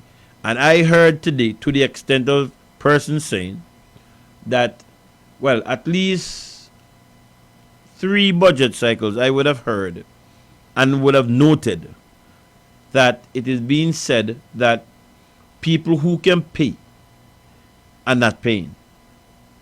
right? People who can pay in this country are not paying. And I heard today that when the time is right, the timing has to be right. That's what I heard today. The timing has to be right. But we're going to have to look at increased taxation, etc. because it is so embedded in our psyche. Cheating, stealing, conniving. These are my words, right? Alliance with people in different departments, running away from taxes. It is so ingrained in us that that problem might be unsolvable. What we're going to have to do is to look at increasing taxes when the time is right. Maybe when the time is right will be right after the general election. We'll see how that goes. But I'm going to come and I'm going to play the recording because I have it. I just have to isolate it. I have it. And when I heard that, I just shook my head. I shook my head and my mind went back to Bobla. Because if I am running a country, if Dave Joseph is running a country, and I know that this sector or this segment, this part of my society is not paying the fair share, and if I am saying to the country that is a problem that can't be solved, a time for me go. It's time for me to go. That's what David say. I have heard budget presentation where he said that the people them who have money, they now pay them property tax, or them a Jimmy with the valuation, etc. And then now the answer to that is going to be to increase taxes, and those who can pay more. When them who can pay no, they not pay no. When I heard it, I said to myself, somebody, well, maybe let me not take myself out of it, cause maybe me not understand it. But me know somebody gone mad. Me know somebody gone mad. And if me in a position, and me can hear so much of things in relation to these things. I've spoken to people who go out, do the valuation, and hear what's happening. I've spoken to, hey look, just try and give me a break, see. People need to do their work. People need to understand that the government work need to be done. And it might very well lead to a government losing government because they will do what is right by the people. Because if some of these people who now pay are people who contribute to election coffers, that they can't go and say X, Y, or Z, then they might just have to say to themselves, well, you know what? We're going to have a cycle out. But when somebody can stand up for principle for this country, when? You can't know that people now pay and then come and tell me they can't solve the problem. How that work? That sounds sensible. Anyway, I'm gonna get myself too hyped up along the line there. Let me just get the recordings and then I will come and share it. But somebody misspoke, man. Somebody misspoke. But telling you, me listen to the budget every year. I make sure I get a copy of it. I'm gonna keep the presentation. And I can go back now and play it. As a matter of fact, let me look for no matter top. And let me really come with that in mind. But let me see if we can find that. Just to show an example that we know what's happening. You're listening to 97.1 ZDK Radio. Stay tuned. I'll be right back.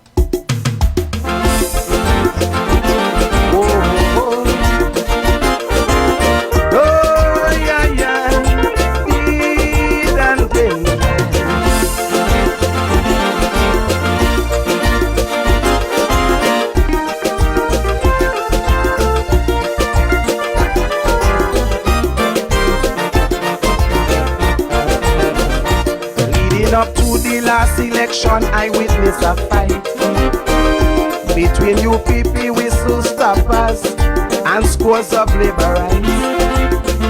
When I see how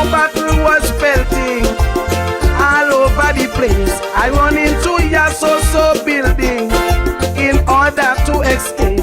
While inside a youngster asks me whose side I'm fighting for.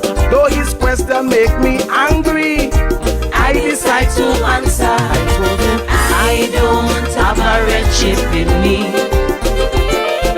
neither is there a blue chip in my body. I am too conscious to be fighting for them service politicians and the political party in this island. If there's a chip under my skin, it's a national one. So I'm fighting for the redemption of this nation. Oh yes, I'm fighting. I say I'm fighting to safeguard our native land.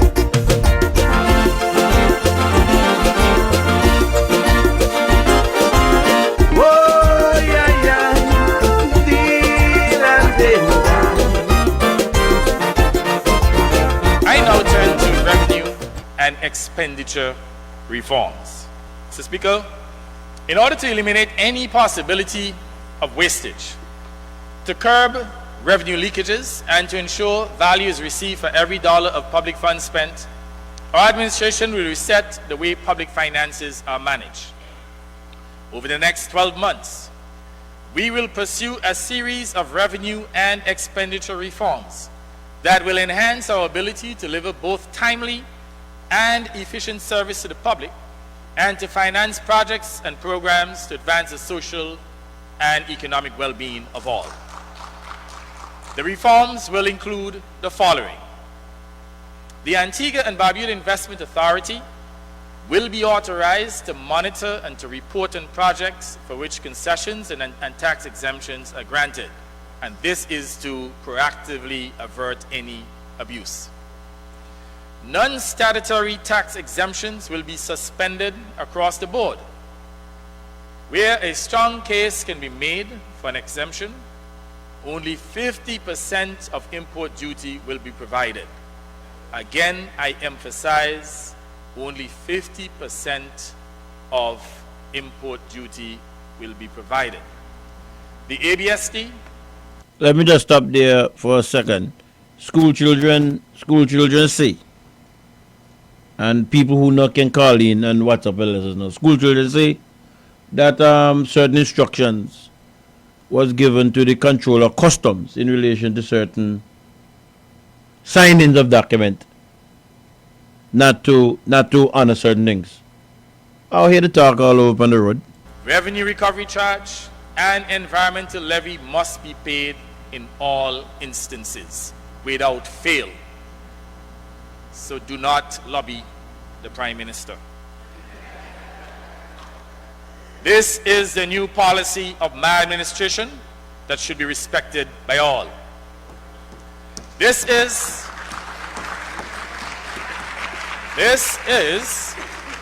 a necessary intervention to maintain expected tax revenues. We cannot justify giving generous exemptions, thereby undermining our capacity to meet our obligations. So we say to everyone, ask not what the government can do for you. And you know what the rest is. Ask what you can do for your country. You know what you can do for your country? Pay your taxes. Currently, and perhaps unfortunately, but again, it shows the generosity of my administration. But you know, in many instances, we have noted that the generosity has been abused. Currently, nearly half of revenue assessed for collection by the Customs and Excise Division is exempted. And I accept that more than half are legitimate exemptions based on certain concessions as enshrined in law. Concessions are generally granted to help businesses, especially during the startup phase, to incentivize certain activities that are beneficial to the economy, and to provide concessions to individuals in need. But in order for the government to provide the goods and services which all in our society rightfully expects, concessions will have to be strictly managed in 2023. So this routine expectation for concessions should come to an end immediately.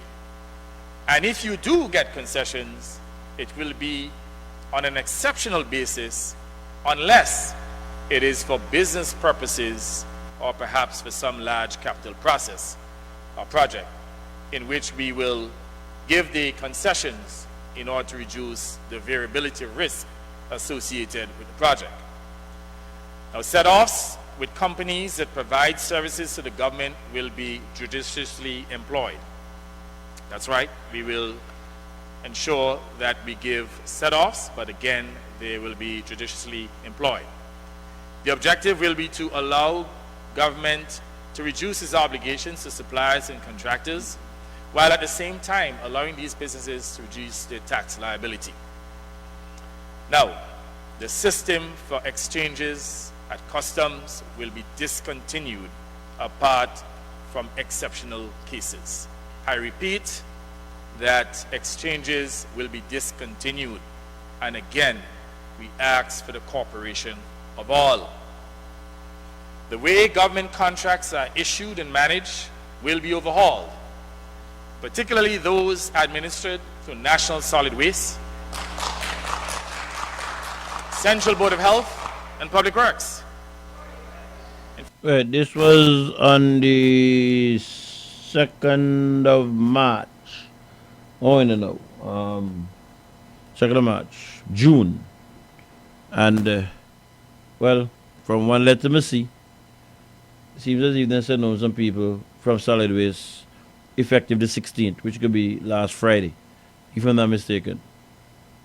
Word on the street again, a total chaos in relation to that. More information to come. In fact, this is yet another area of abuse. One in which... And by the way, I need to, you see, because I kind of get in a mood now about people being honest. You know, I heard today somebody say that the problem down at solid waste started with UPP. In terms of somebody know somebody, and they might bring in a truck in the system because somebody know somebody. And me said to myself, I wonder what kind of, well, maybe me live on a different planet. Because what me hear on the street from people who supposed to know. And what them say, me wonder what them say. Now, UPP lost government in 2014. Yeah? 2014, yes, I think it was, 2014. And Labour Party has been in government from 2014 to tonight as we're talking. There have been some notable chairman of the boards down at solid waste. Let me put it that way. And me here today, in relation to what happened down at solid waste, me tell you here UPP name a call. For really? Individuals through connections in the various departments have been able to get a number of equipment employed beyond the carrying capacity of the administration. And we noted that year after year, term after term, that the equipment continue, or the amount of equipment continues to increase exponentially. Now, this is UPP after 2014? Exceeding the carrying capacity of the government. And when the government is unable to... Hey, you know what? I have enough of that. I have enough of that. I don't have time with that. No more time with that. I have enough of that. You know what I mean? Time now is 9:48. Let me go and take a break. And when we get back, we just move on. Me can't take... Right now, I'm in the mood for the strip of this. Trust me.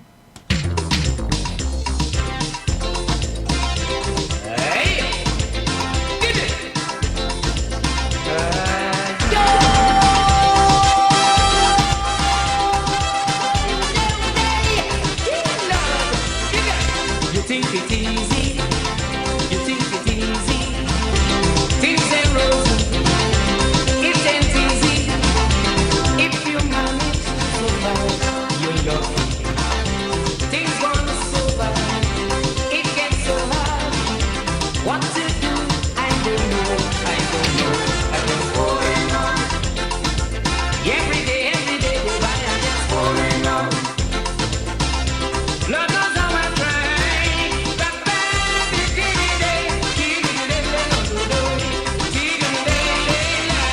You think it easy? You think it easy? Unemployment, more retrenchment, only don't turn on the end. Crime increasing, it's so frightening. The situation so frustrating. But I'm holding on. Every day go by, I'm holding on. Lord knows how I try.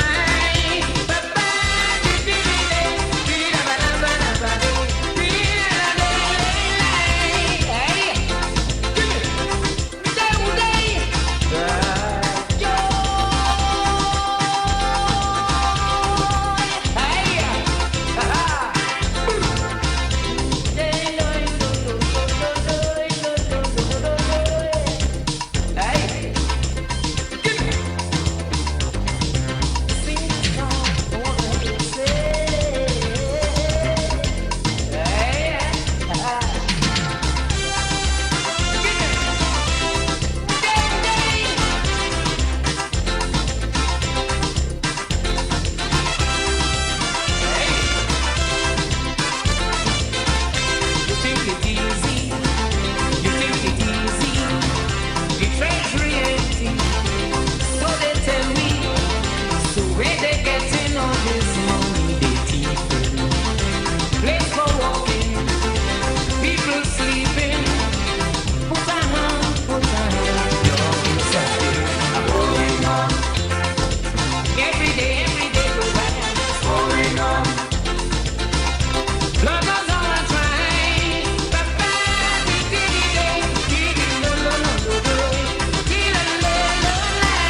You think it easy? You think it easy? Friend, I'm willing to run something, but this train I'm on is overbearing. It's wife and children, so you see what's happening. When I get back, me cola check me for something, but right now I'm holding on. Every day go by, I'm just holding on. Lord knows how I try.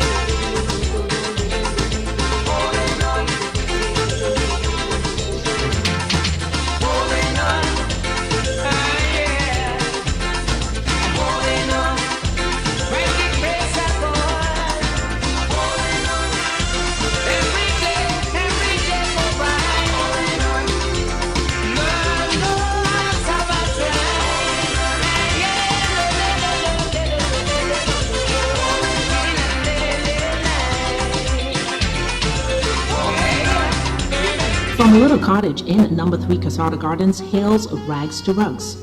100% handmade Antiguan interwoven rag rugs by J. Lissa Lewis.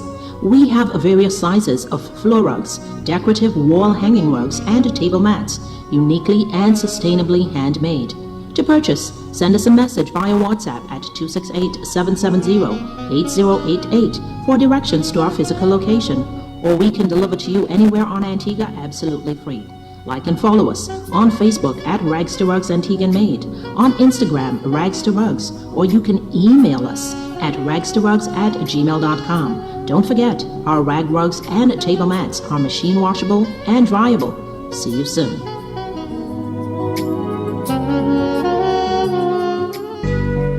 Elaine and Dad's Joseph Consultancy. We consult on labor relation matters, insurance, business matters, and politics. P.O. Box 2287, Francis Lane, Yorks Village, St. John's, Antigua Barbuda. Our email address, it's Elaine and Dad's Joseph @gmail.com. Telephone numbers. From a little cottage in number 3 Casarda Gardens hails Rags to Rugs. 100% handmade Antiguan interwoven rag rugs by J. Lissa Lewis. We have various sizes of floor rugs, decorative wall hanging rugs, and table mats, uniquely and sustainably handmade. To purchase, send us a message via WhatsApp at 268-770-8088 for directions to our physical location, or we can deliver to you anywhere on Antigua absolutely free. Like and follow us on Facebook at Rags to Rugs Antigua and Made, on Instagram Rags to Rugs, or you can email us at ragstorugs@gmail.com. Don't forget, our rag rugs and table mats are machine washable and dryable. See you soon.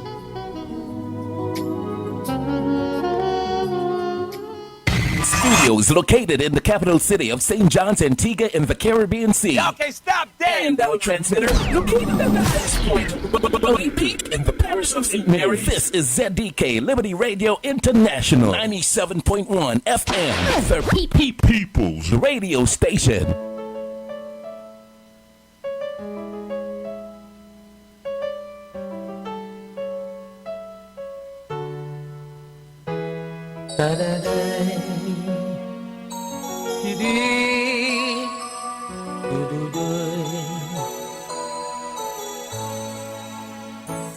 It takes a man, a real big man, to stand by his words with true conviction. But honesty is rare and it's hard to find. So don't let no one play with your mind. Before you give up your trust, got to make it a must. To be conscious. Oh gee, oh God, double standards is the norm. As dangerous as a gun, double standards will live on. Oh geez, oh God, double standards is the norm. We talk about peace, war wouldn't cease, 'cause manufacturing weapons is on the increase. We don't want barbarism in the world no more, so we send the young men to fight the war. How can we achieve peace and tranquility in the land with aggression? Oh gee, oh, double standards is the norm. As contagious. Yes, welcome back to Real Talk. Hey, right here on ZDK Liberty Radio. Hey, 97.1 FM. Time in studio. Hey, 2 minutes before the 10 p.m. hour. 9:58 p.m. Hey, and you're listening to Dave Beef Joseph. Hey, coming back to the tune, Baron's tune, Double Standards Man.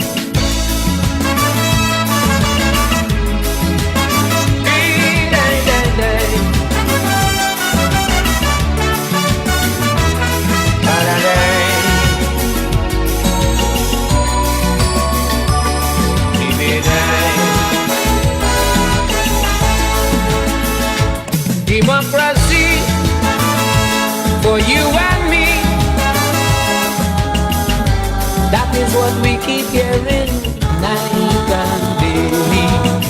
But them superpowers dictating to we how to run out the whole country. And we have to fight when they flex they might right or wrong.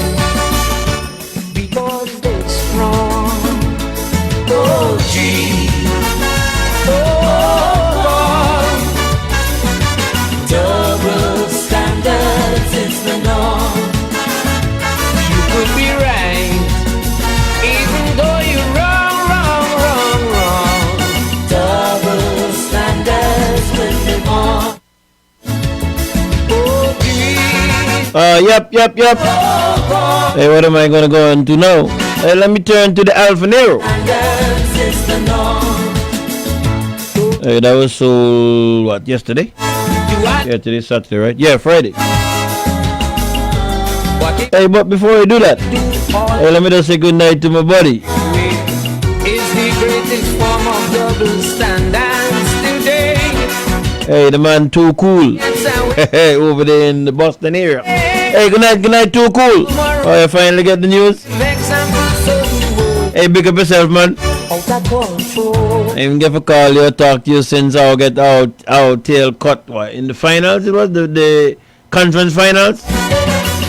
Boy, Too Cool. I'll get some blow, right? But no worry, ahead, man. I was still back out team. Some changes need to be made. And then I'll see what can happen next year. God's willing. Oh, this year, 23-24. See if we're gonna be in the big dance next June. Hey, Boston Celtics to the world. Hi.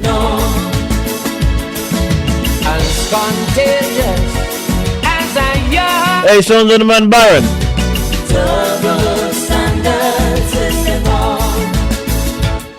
That's the name of the song, Double Standards. Yes.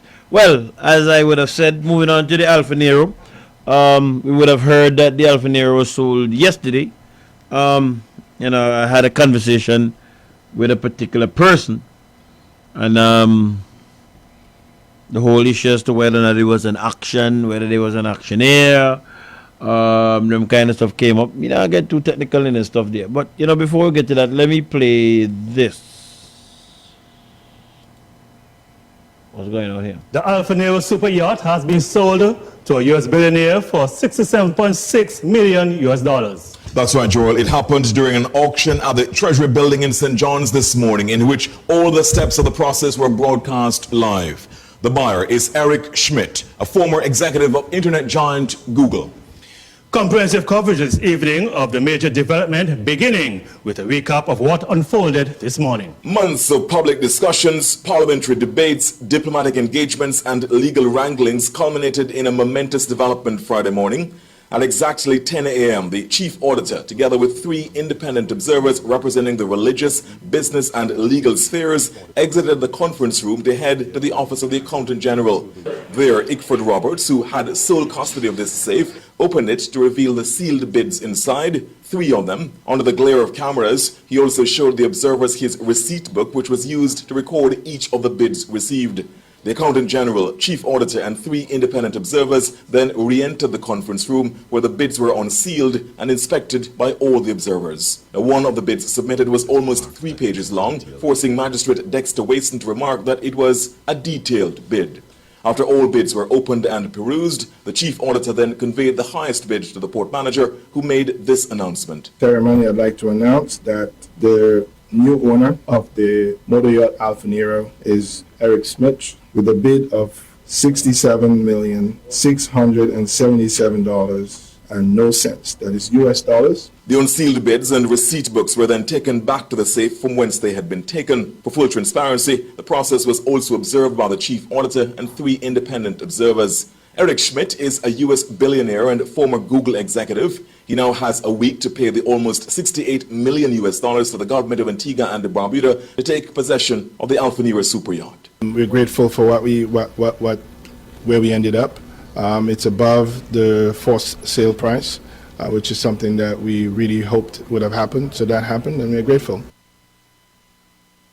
All right, yes. So that was a report on ABS, the nation station, last night, I believe. Yes, indicating what took place in terms of the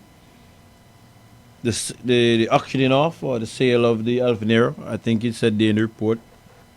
Might have said, I'm not sure. That the owner, the new owner, has 7 days to transfer the money into the treasury, and then begin the process of getting the boat out of here. I'm just thinking 7 days, 7 days, 7 days. All right, so that's going to be, I believe, 7 working days. All right, I just remembered I said earlier that we should be getting some weather formation around the sites. Going to maybe midweek next week, so makes for interesting observations. We'll have to look at that. Yes, but again, I speak to many people, many persons speak to me, and I would have heard that there's a number of court matters ongoing in relation to the auctioning off of the Alfa Nero. Leading up to the auction, an injunction was being sought to stop the auction for certain legal challenges that was ongoing. That wasn't granted, but my understanding from what persons are telling me is that they would have got leave to appeal. I would want to assume that position to the Privy Council. Somebody was telling me it's an application, so it's possible it might be heard soon. And then apparently, again, somebody apparently went to the High Court, I believe, and that's a whole set of other situations there, I understand. So seemingly, it seems as if there's going to be much playing out in the courts in relation to the Alfa Nero. So we'll just have to watch and see how that plays out. I'm sure that let us keep monitoring the news. We will hear something next week, I'm sure.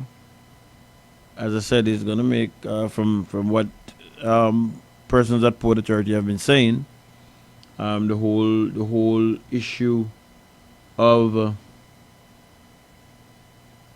the security of the area, from if the vessel would sink, the damage it would do. That was one of the reasons given, if not the main reason, as to why they needed to move. They being government needed to move.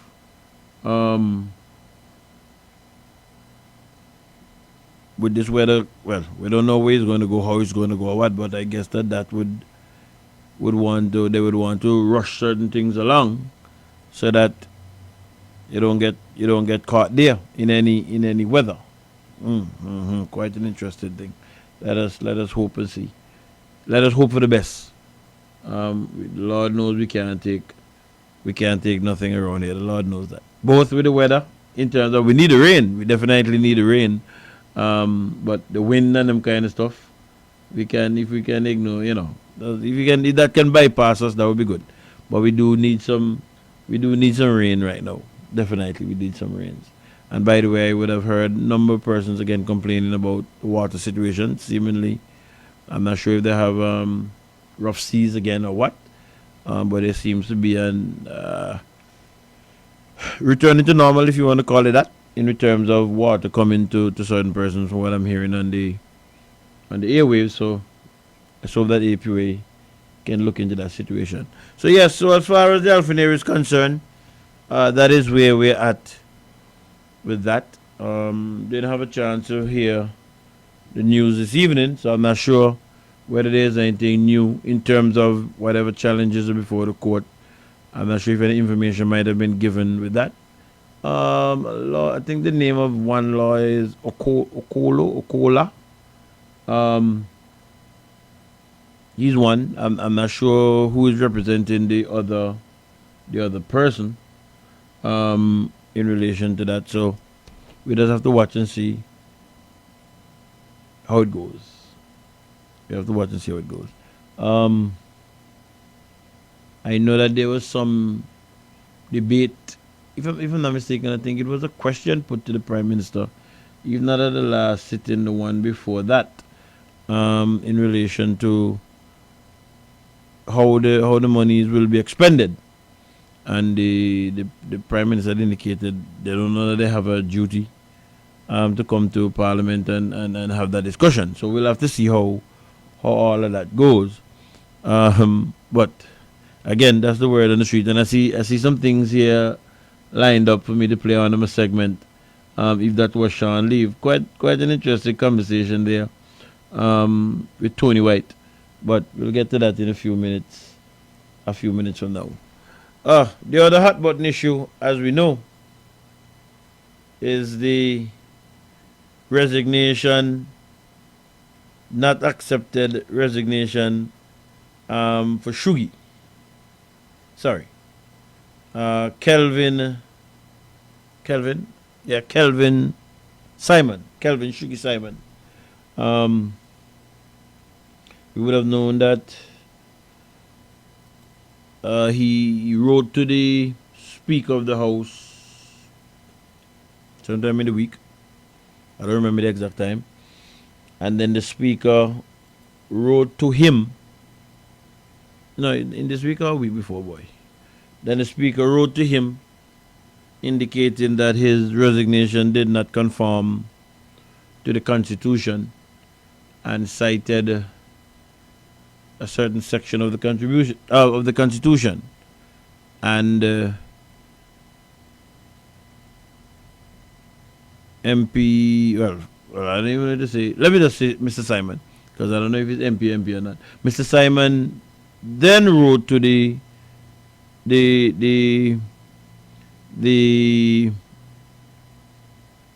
Speaker again, indicating his thoughts and his belief that the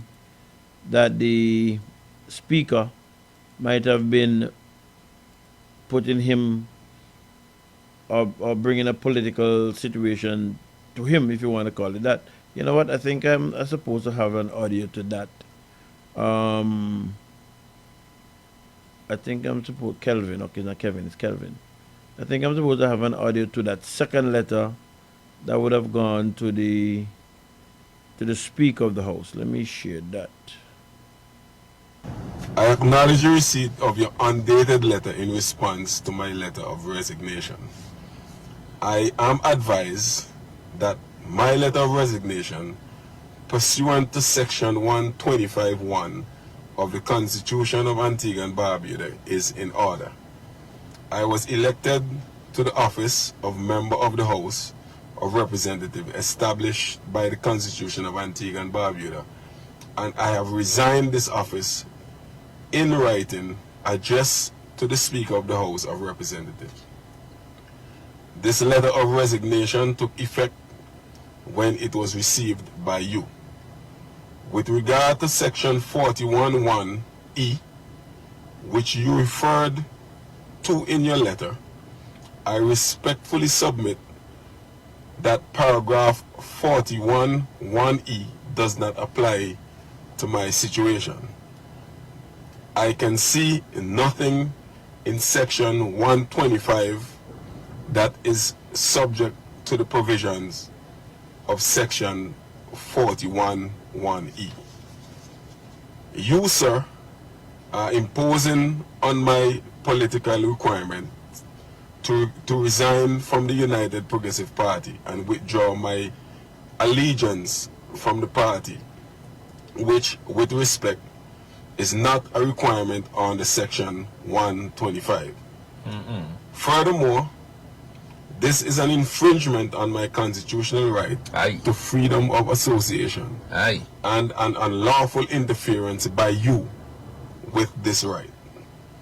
Accordingly, sir, I am advised that I have acted lawfully and fulfilled the requirements of Section 125, and I request that you reconsider your position of refusing my resignation. Yours faithfully, Kelvin C. Simon. All right, so that there was Mr. Simon himself reading the second letter that went to the speaker. I gathered from a program today that the speaker might not have responded as yet to that second letter from Mr. Simon, but I get the impression that the reconsideration that Mr. Simon seeks will not be forthcoming. I get that impression. We'll have to wait and watch and see. But coming out of the same program, my understanding is that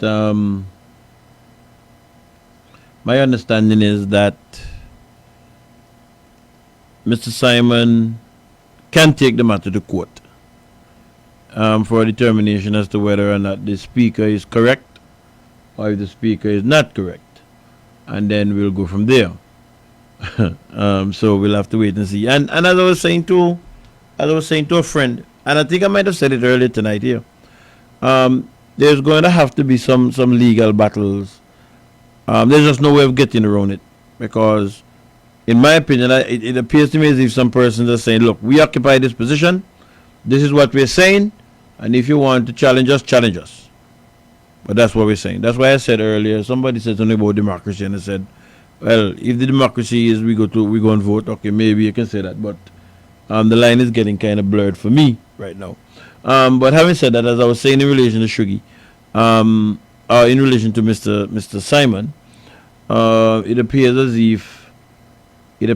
if that matter might have to go to court for a determination to be made as to whether the speaker is right or whether the speaker is wrong. And I don't have a problem. I don't have a problem with that, because we need to get it settled, because it might come up again in the future. It has implications for some other thing going into the future, so we might as well get it settled now. So let us see how that plays out. There's another matter with Shuggy. Let me not use the word Shuggy. Another matter with Mr. Simon in relation to an election petition case as to whether or not he was duly nominated or not. But before I go to the duly nominated part, I listened to an interview with a lady and Jackie Quinn a few days ago. I don't remember. Beverly something, I think, is the person's name. Let me share that interview. Let me share that interview and let's see if it helps in the discussion that is ongoing. With regard to resignations, the Constitution is very clear. At Section 125, it says any person who is appointed or elected to any office that is established by the Constitution may resign from office by writing under his hand addressed to the person or authority by whom he was appointed or elected. Right? Now, that is very clear because, first of all, we know we're dealing with someone who was elected to the office. That's Mr. Simon.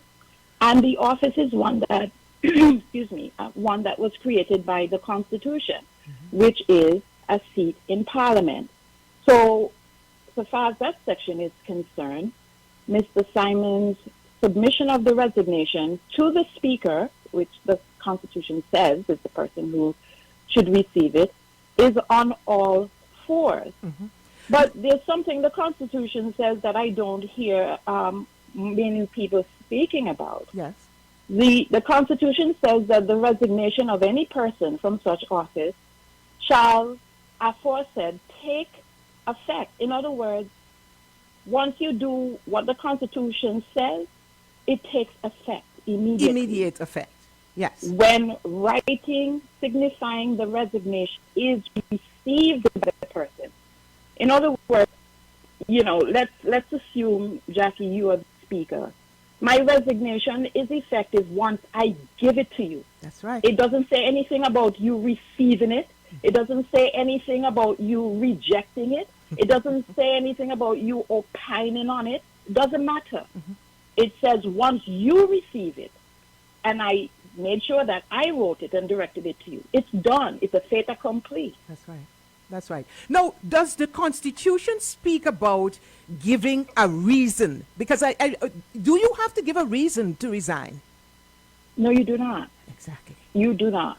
It speaks nothing at all to giving a reason. I did get a copy of the Speaker's letter.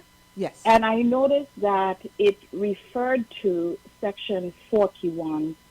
1E. Yes, we need to get to that. You know, the Speaker is someone that I hold in high esteem and in high regard. He's someone that I've always looked up to, even as a child, you know. And I know sometimes certain comments are dismissed, and, you know, I try not to do that, and I try to look under the hood, as it were, to find out what's really behind this, because I can't imagine, and maybe I'm just being an ingenue, I just can't imagine the Speaker would just make a comment or a reference that seems to have no connection to the situation. And I would just invite anyone who can get access to the Constitution, and anyone can, if you have it's a phone, online. you can pull it up. It's online. Review Section 41. 41 is entitled Tenure of Seats of Members of the House. I think it's important. I think it is important for those of our audience who are ignorant of the law to just explain 41.1, that provision that was cited by the Speaker in his letter to Kelvin Shugi Simon, because as you have suggested, it was just out of nowhere, totally irrelevant to Shugi's resignation. Could you just explain that for us? Well, you see, Jackie, you're a professor, and you understand words have meaning, and you know, we add meaning to words. The section is entitled Tenure of Seats of Members of the House. We have to understand what the word tenure means. Tenure means the period of time, the period during which something is held, right? Whether it is a contract, whether it's a seat in Parliament, whether it's a professorship, tenure is the period during which something is held. Right. So this section is defining the period that a member of the House holds on to the seat and when they do not, right? So Section 41, subsection 1 says, every member of the House shall vacate his seat in the House. In other words, you sit here until these conditions happen. Right. The first one is at the next dissolution of Parliament. Makes sense. Parliament is dissolved. You no longer sit in Parliament. If you cease to be a citizen, and it goes all the way down. And section, I will go, because of the interest of time, I'll go to subsection E, where it says, every member of the House shall vacate his seat in the House if, having been elected to the House by virtue of being a member of a political party, he resigns his party whip and withdraws his allegiance from the party, provided that he shall not be required to vacate his seat so long as he remains an independent member of the House. And what that in essence says is this. I am a member of Parliament. I am a member of, let's say, I'm a member of the DNA party, and I won my seat, and I'm sitting there, and all of a sudden you know what, I don't agree with the principles of that party. So I withdraw my allegiance. By me separating myself from the party, I will lose my seat in Parliament, right? But there's a proviso. I don't necessarily have to lose my seat if I remain as an independent in the House. Right. Right? You understand what I'm saying? Yes. That has nothing to do with resignation. So I don't know if perhaps and you need to point out that the speaker actually put that in bold. He highlighted that as though that was necessary for Mr. Simon to do to resign. I kept reading and reading, and then it hit me. I was wondering whether the speaker was trying to send Mr. Simon a subliminal message. Like, Mr. Simon, you don't really have to resign, there's a way for you to stay. Let me tell you a secret. I never thought of that. My sisters and I are reading the Bible every morning, as, in our family circle. So I came across Matthew 4:9. All this I will give to you if you just withdraw your allegiance. So maybe, I don't know, maybe he's just sending a subliminal message to Mr. Simon. Interesting. It's interesting. I mean, politics in Antigua is very interesting. Maybe he's suggesting to Mr. Simon, there's a way, you don't have to go, There's a way for you to stay, but you don't have to be a part of the UPP. All you have to do is just withdraw your allegiance, withdraw your love, and stay as an independent, and all can continue. Come up to see me. Let me discuss with you. But that is the only relevance I see in this not accepting of Mr. Simon's resignation. Your analysis of it. Listen, the speaker is a gentleman that has been around for a very long time. He is very experienced, and I don't think that he will just issue excited utterances. So we have to, as I said, lift the hood and look underneath and really try to determine his true intention. So I don't know. That's what I thought of when I kept reading the letter. Let's examine the $1 million question. Is there any provision in the Constitution for the Speaker of the House to accept or reject a member's resignation? That's on the minds of many, many people across Antigua and Barbuda. No. That's my simple response. You were answering the question as to whether or not the Speaker has the right, anywhere in the Constitution, whether he has the right to accept or reject the resignation of MP Kelvin Simon. My simple answer is no. And again, referring you directly to Section 125, subsection 2, it says the resignation of any person from any such office, as Athol said, shall take effect. In other words, when my notice to terminate my position takes effect, it takes effect when the writing signifying the resignation is received by the person or authority to whom it is addressed. And I think it's very interesting because it says once it's received. If you were to refer back to the speaker's letter, the first paragraph, he says, I acknowledge receipt. That in and of itself was him saying, yes, I have done what the Constitution says I should do. It speaks nothing about him rejecting it, him opining on it, him taking a position on it. Says nothing about that. And it's really important that we not be distracted and focus squarely on the issues at hand. All of these ranting and ravings, they're nothing but surplus. We don't need to be concerned about that. What should Mr. Simon do now? What redress does he have now that the Speaker has said that he's not accepting his resignation? What does he do? There's nothing for him to do. Just tell the Speaker, have a nice day. And keep it moving. Mr. Simon has done what the Constitution outlined that he must do to bring about the effect that he intended. What the Speaker chooses to do is certainly up to the Speaker. It is of no import so far as the former representative from St. Mary's South is concerned. You know, so listen, remember when you were little, we used to say, "Is not, you don't throw stone after every barking dog." You know, sometimes you just have to let things run their course. Right. But what I will say, though, is we have to be mindful of the fact that once the Speaker acknowledged receipt on the 7th, 120 days from that date is October 5th.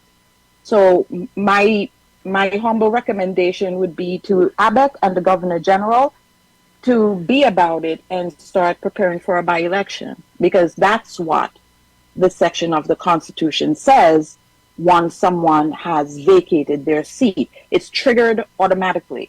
Yeah. There's in the final paragraph of the letter from the Speaker to Mr. Simon, it's a quite bizarre offer to sit with his attorney and to redo his resignation. I didn't understand it. Almost like a school teacher saying, you know, I am prepared to sit with your attorney and you and work out how best you can resign. You know, sometimes I just took a course on implicit bias and the way in which bias presents itself. And sometimes bias presents itself in terms of class, in terms of age. You know, when you tend to lecture to people that you feel are not your equals. Yeah. And I would trust that's not what that was, you know, because it came off, when I read that paragraph, I was personally very uncomfortable about that, you know. So perhaps it might have been inartfully worded, but again, that very same paragraph led me to believe perhaps there is a subliminal message being sent by the Speaker. Come on over and speak to me, and I will explain to you a way in which you can sit in the House without being a member of the UPP opposition side. You know, the road that the suggestions that you're making in this this comment and an earlier comment suggests to me that the Speaker has more or less inserted himself into the political fray in a quite bizarre way. And it's very unsettling. It's very troubling. It's unsettling because that's not the role of the Speaker. The Speaker is supposed to be an arbiter and to keep order in the House. You're not supposed to put your finger on the weight on any one side. And the way in which you deal with this is the people deal with it. They speak up about it. They express, listen, you do not represent any constituency here. Therefore, you know, your opinions on issues that affect us are of no import. Do your work, keep order in the Parliament, and stop interjecting and leaning in on one side or the other. The people can do this, and the representatives who are there because of the people can let this be known. You know, sometimes when someone steps to you, you have to check them. This is inappropriate. And if I could make reference to an earlier decision by the Speaker where MP Asad Michael was named and suspended from the House for three sittings, where the motion was never put by a member of the House. It was the Speaker who inserted himself and then took the vote on the motion. That too was another misstep by the Speaker. Well, you know what we always say, cases can be won or lost on procedure. It doesn't matter the greatest argument you have. If you violate procedure, it really doesn't matter. So if there was a procedural misstep, any substantive decisions made afterwards is a nullity. That's usually how it is. But the thing is, you have to raise that point, though. Excellent. What's the way forward now? Very quickly, we don't have a lot of time. What is the way forward? What should happen? Should the Prime Minister call the by-election? The Constitution is pretty clear. By-election should be called. You know, either the Prime Minister calls it, or perhaps, you know, the Constitution is not that important. Maybe he would not, but that's certainly up to him. That's number one. And number two, with regard to Mr. Simon doing anything, there's nothing for him to do. He has already done what he set out to do, and basically he just waits for October 5th. And the court matter that is before the courts right now, Aaron versus Simon, does that fall away? What about that? Does that fall away? It does not. Well, that is up to the court itself. The court can make any decision. The court can make a decision basically saying, well, the issues in controversy are no longer issues in controversy because the seat is vacant and therefore the issue is moot. The court can say, no, it's not moot because the issue that we're focused on is something else, whether or not this resignation was compliant with the Constitution and the Civil Service Act, or there's so many things that the court can decide. But if I were a gambling person, I would tell you one thing the court will not do, and this is my personal opinion.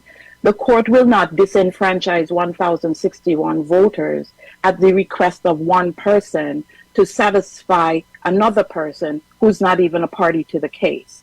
Okay. And I say that not because I'm interested in the results. I say that based on the various cases that I've read, the leading one being Quinn Leandro against Jonas, that says that you don't do that. All right, so that there was an interview that was done with a lady, Beverly Benjamin George, adding to the discussions that's ongoing, and it's quite interesting, quite interesting. Is a part of our growing democracy. We need to get these things out of the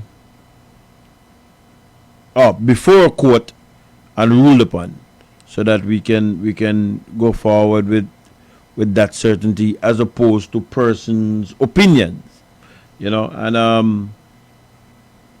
let me leave that at that. Everybody have a right to his or her opinion, but let's get it before the court. Let's get a ruling on it, and we go forward in a settled manner. To the latter part of the interview, this was when? This was on the 14th. That's 3 days ago. And based on comments that was made today, it doesn't appear as if the analysis was far off.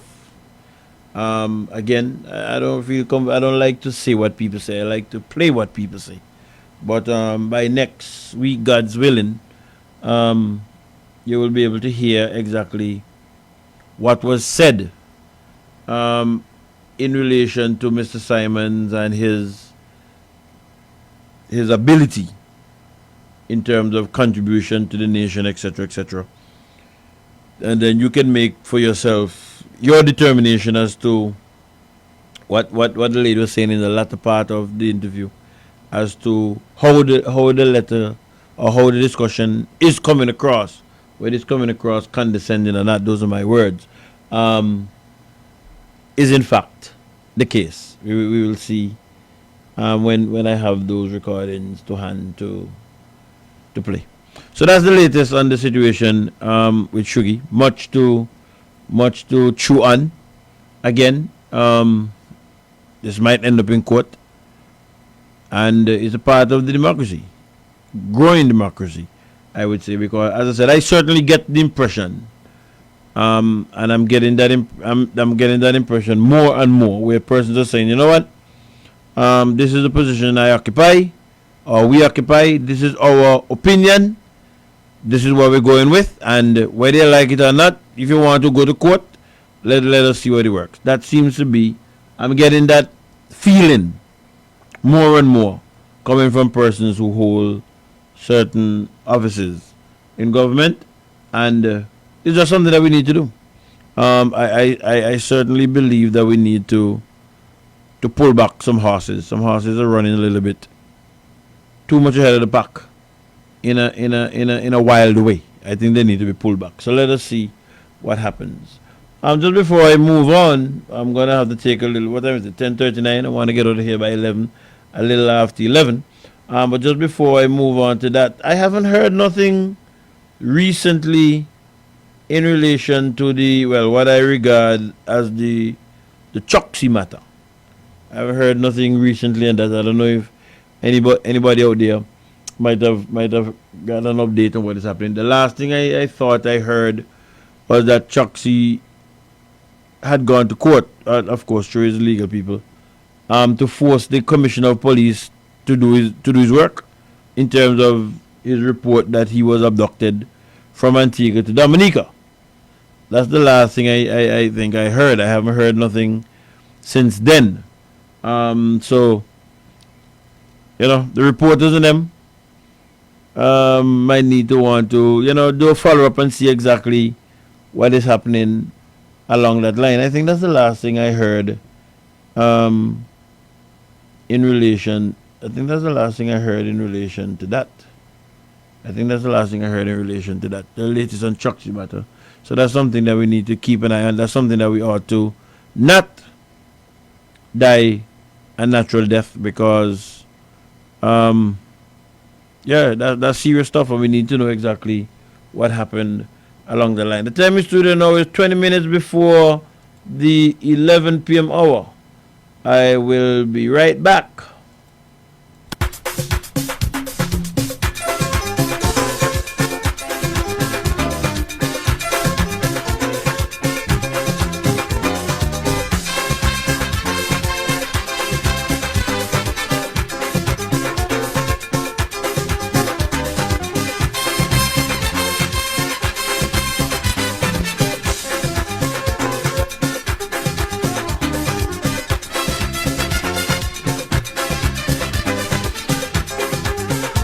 This is Caribbean Vibes. You have to be creative, talented and sensitive to jump up on the calypso stage, to put lyrics together filled with wit and satire. Was an art in which great men engaged. Was it called for men who could marry? Meaningful lyrics with melody. No men who don't have that skill, jumping on the boat at will and calling themselves ISO and still.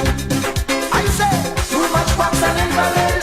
The ISO boat on a Friday, they make a blooming record. They feel they have the right to jump aboard. Soon as they bell comes, when they tune, they chest to swell like a Christmas balloon. We feel the train should call, they name, they walking tall as if they have big fame. Hey, let me just a big up to the man High Fry. High Fry is not opening up. I don't know what's the problem. Also, question on the Facebook Live. Gonna be, do you think the Speaker of the House would have rejected the resignation if he was crossing the floor? Hey, no, I don't believe he would have. As a matter of fact, the section that the Speaker spoke to, I believe that's exactly what it deals with.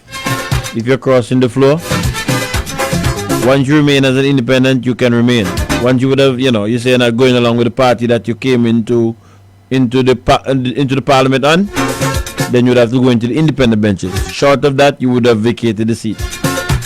So I don't think that he would have. I don't think the Speaker would have objected if Shuggie was moving over to the independent benches. That's just my opinion. Practice the art of presentation and rendition. Your sentences have to rhyme, syllables in the perfect time, in the right key of orchestration. And you have to learn to extempo, in case you forgot a line or so. And if your topic made no sense, you'll be booed by the audience for insulting their intelligence. I say, too much wax and invalid. Leaving out big space for music because the song they have no damn lyrics. Too much wax and invalid. This Charlie give them record to sing all the blooming stupid jump up thing.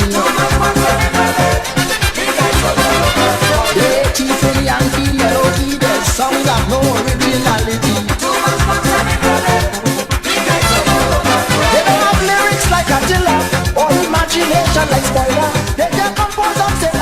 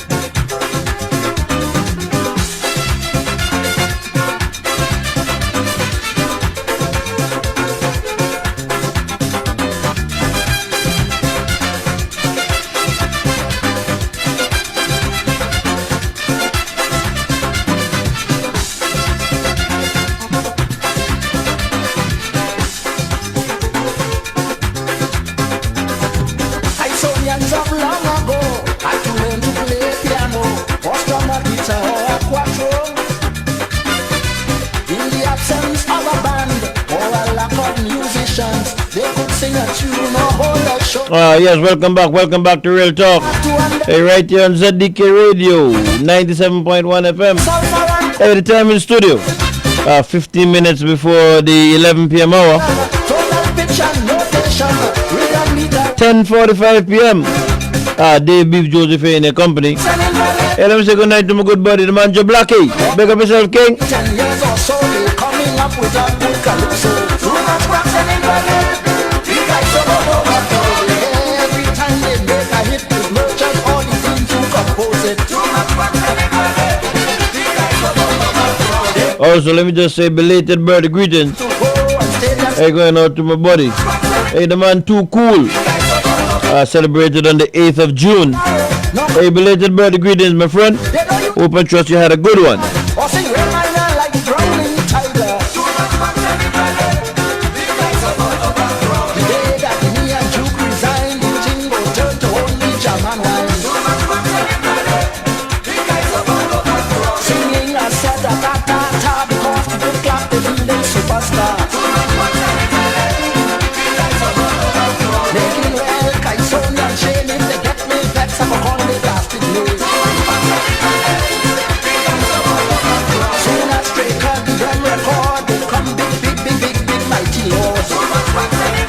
This is Caribbean.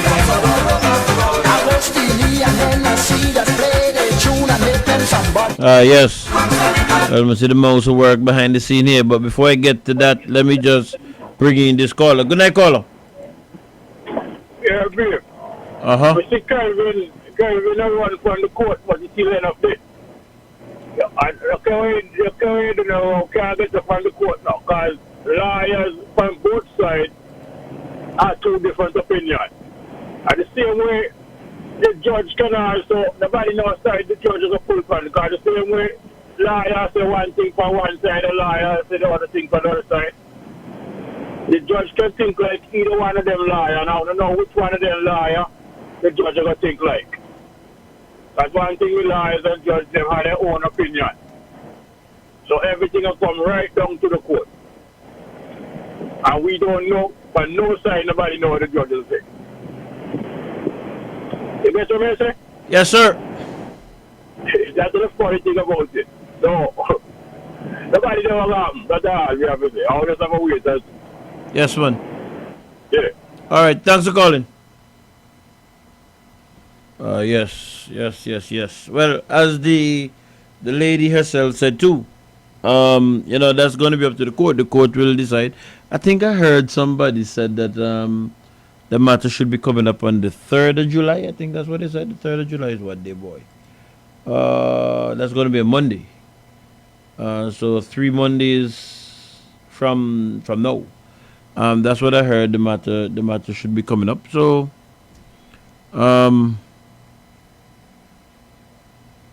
was it that case? I think it might have been that case. But it should be coming up on the 3rd of July. So we'll see what happens. Hope and trust the Lord will spare our lives to see exactly what is going on there. Well, sometimes some of the weeks we come, we see something. Some of the weeks we come, we don't see something. Well, tonight I see since for the last half hour or so, I see a lot of things happening in the back page there. I have heard a recording being played by my friend Knight, where a certain statement was made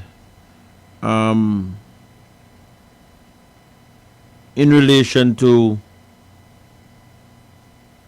Savisi Bird and Savisi Bird, let me put it that way. Savisi Bird. I just happened to what it was. It might have been maybe it wasn't last night. Wouldn't have been last night. Might have been Thursday night. When I got home, I turned on and I heard a conversation And I assumed, I haven't spoken tonight in a couple of days now, but I assumed that he had played the clip because I heard a response coming from Tony White, who was here at ZDK. Let me tell you all those things about your papa and the boss, right? We can't be remember that, but let me tell you what happened. Mr. Pop, we said something to you last night. You hear allegation, but if you cannot prove it, you can't do nothing with allegation unless you can prove it. You understand? And that wasn't true. But let me tell you the difference with this thing with Papa Bread in the check now. The many days will be a spring nightclub, and believe you me, for the whole month, I was the biggest joke in Antigua. People used to call Papa Sharp, man, and we call Simple Radio. But this whole people have a joke. This is showing the respect that Papa Bread did that. As all the leaders. Papa Bread did that 80% of the people love me. Whether it be UPP, the KWB, it may have to respect our country. So that's an override and say nobody it wasn't proven. Some of us me have that day, but no, when you prove as Mr. Pump said, you have to prove allegation. And when you can't prove that, you just have to go and shift by. Yes. I tend to agree with what Tony would have said in terms of once you hear allegations, you have to put yourself in a position to prove them before you repeat certain things. That's how you end up getting sued. That's why I try to be as careful as I can while I'm on air. And I think I followed the medical benefits inquiry. If I'm not mistaken, I suppose I have a copy of the report. I know exactly where I have it. I'm gonna have to try to see if I can get it scanned. It's a pretty thick document, but I never knew that Savisi was before the medical benefits inquiry. Somebody would probably have to correct me. Maybe I was a little young then and didn't remember correctly. But I can't recall that Savisi was before the medical benefits inquiry. I can't recall that at all. So one said to when it comes to money, boy, you can most people out for the boat circle. You know, when it comes to money, people aren't saying anything. Money first, anything else second. Even notice a lot of people on the side now have call you for saying, okay, they don't want to give their opinion because then they really want to pay. Everybody wants their money. See, I can get more support for this one. They'll tell you, when it comes to money, brother.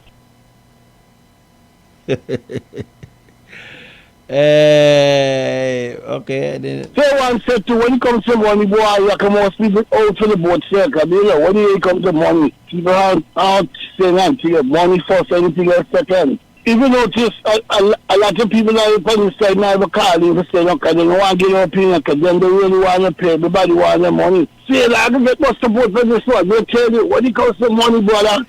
Well, the boat don't sell Tony, so you don't know how that go. I will think this problem tonight.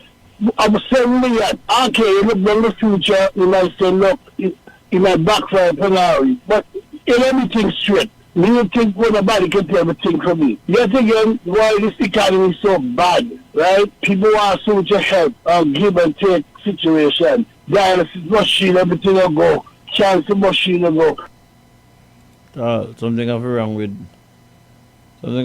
Tony, man. Tony not living in the right country. I will think this problem tonight. I was saying that, okay, you look in the future, you might say, look, it might backfire penalty. But in everything straight, me don't think nobody can do everything for me. Yet again, why this economy is so bad, right? People want so much help, give and take situation. Dialysis machine, everything will go.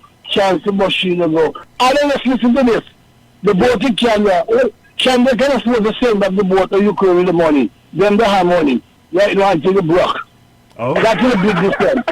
And listen, even notice, well, things that man can say, but you don't get into that. Listen to me. You don't get into that? What a picture Tony does paint. I'm telling you. And he is so broke. Yeah. People become prostitutes instantly. Why? Yeah. And that's great. And that's why money. The amount of people. Any money will do. What the world you tell. I don't listen to this. I don't listen. 1 second, let me just come back to that just now. Good night, caller. What am I doing here? Everything is good there. Good night, caller. Good night. Hi, how are you doing, sir? Now you go to court now. The decision going in an ALP favor. Would it be they want to go back to court? Say that again. They go to court. The decision going in ALP favor. They who you talking about the Shugi matter? Yeah. Yeah, go ahead now.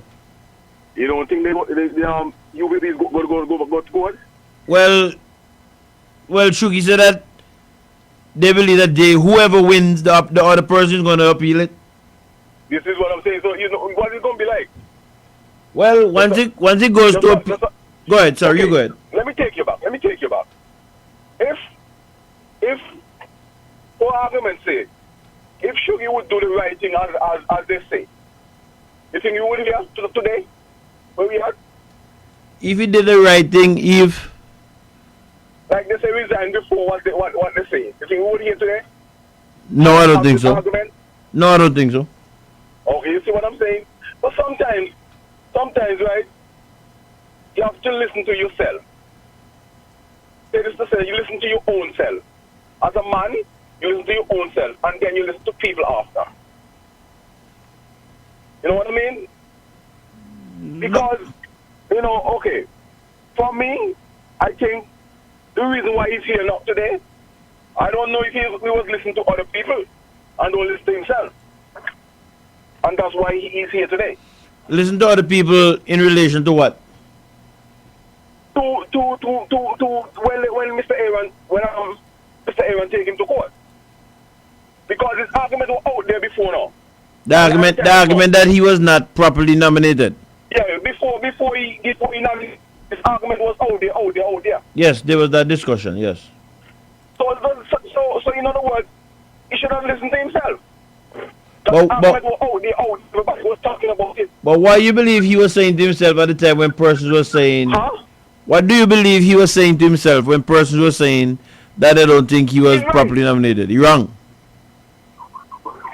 Hello? He was saying that he's right. Oh, he was saying that he's right. Yeah, what he's doing is right. Okay. What am I doing? I'm right. Right. So then he's right. He went and he contested the election. So you believe he's saying no, that he's wrong? Excuse me? You believe he's saying no, that he's wrong? He's listening to somebody who's saying that he's wrong? Because the court is out there now, so he's... Well, hey, look, when people... We as person, anyone, is when we're going to sleep at night. Hello? Anything, if you kill a man, right? Mm-hmm. And you think you're right to kill this man.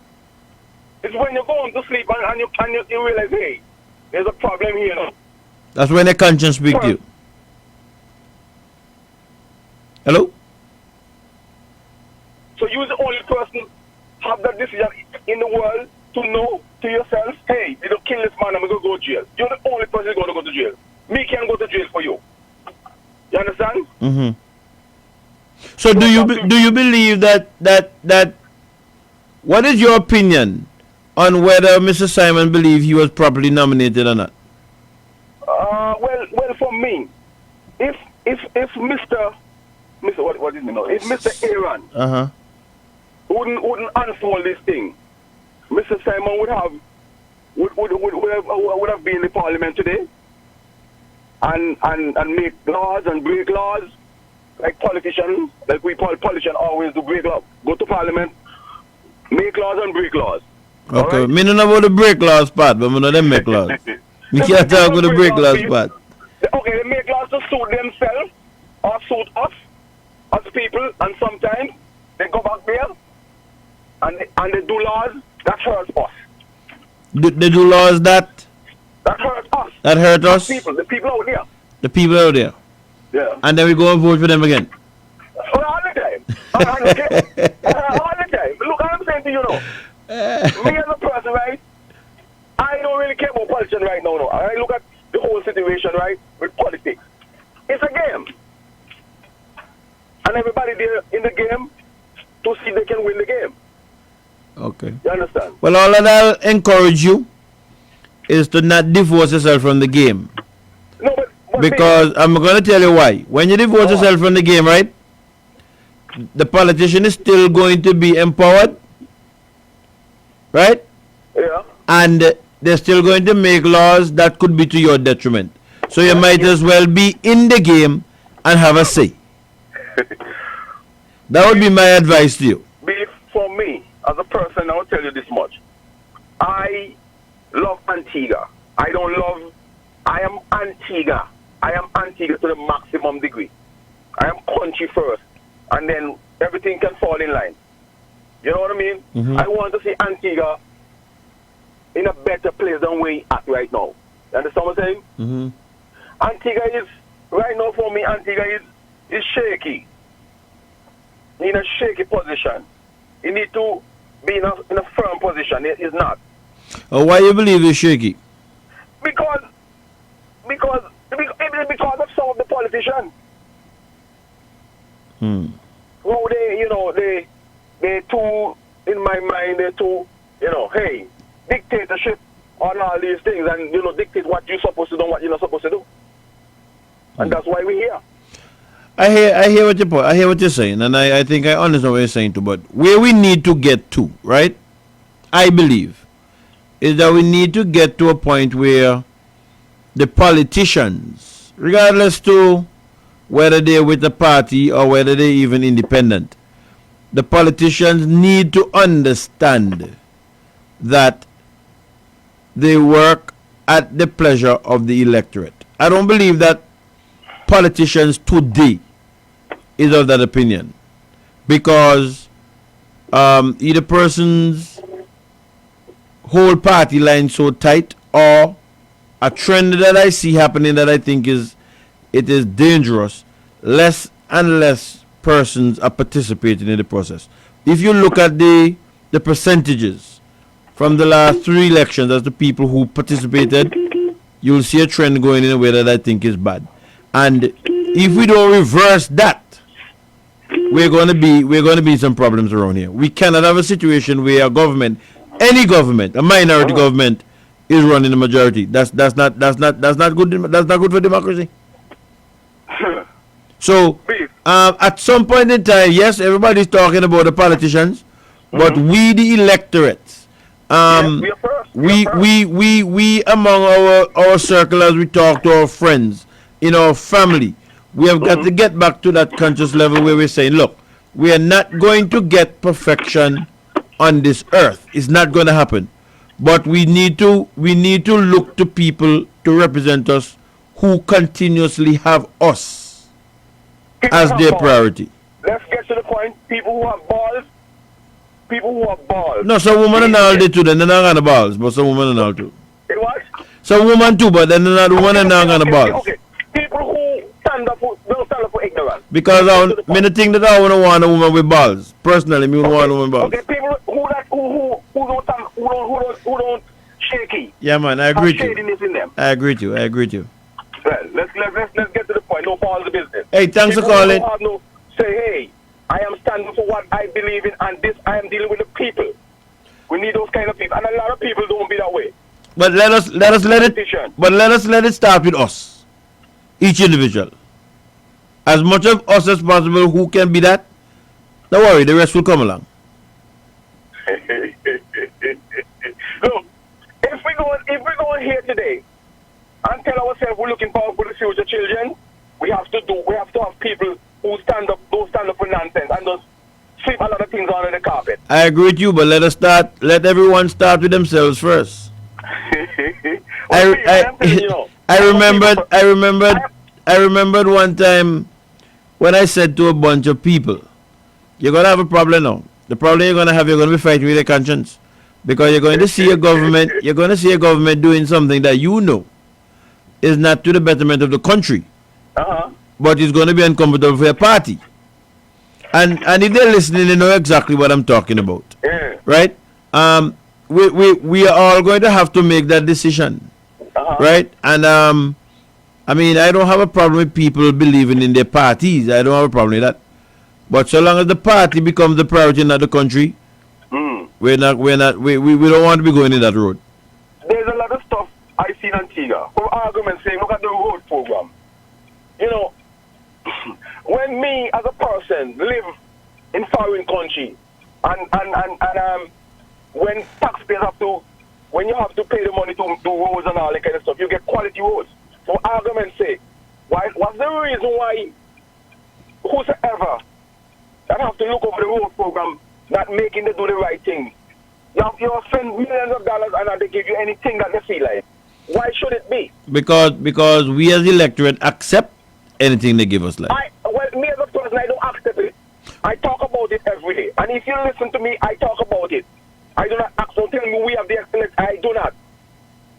Well, you just keep that. You just keep that going. Because if you, I want to tell you, I'll give you a assignment.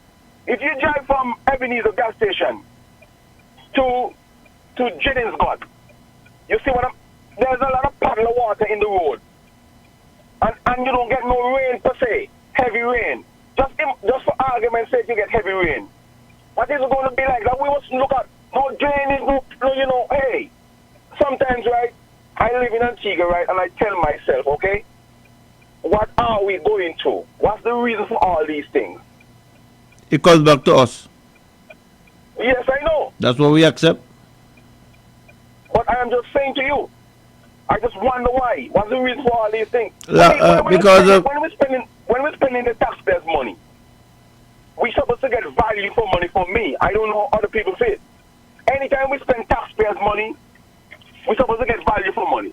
Over the years, I keep on talking about the medical benefit building, not the medical benefit, social security building. I talked about that a long time ago. Why we are here? Why the building is there? And that's a state-of-the-art building.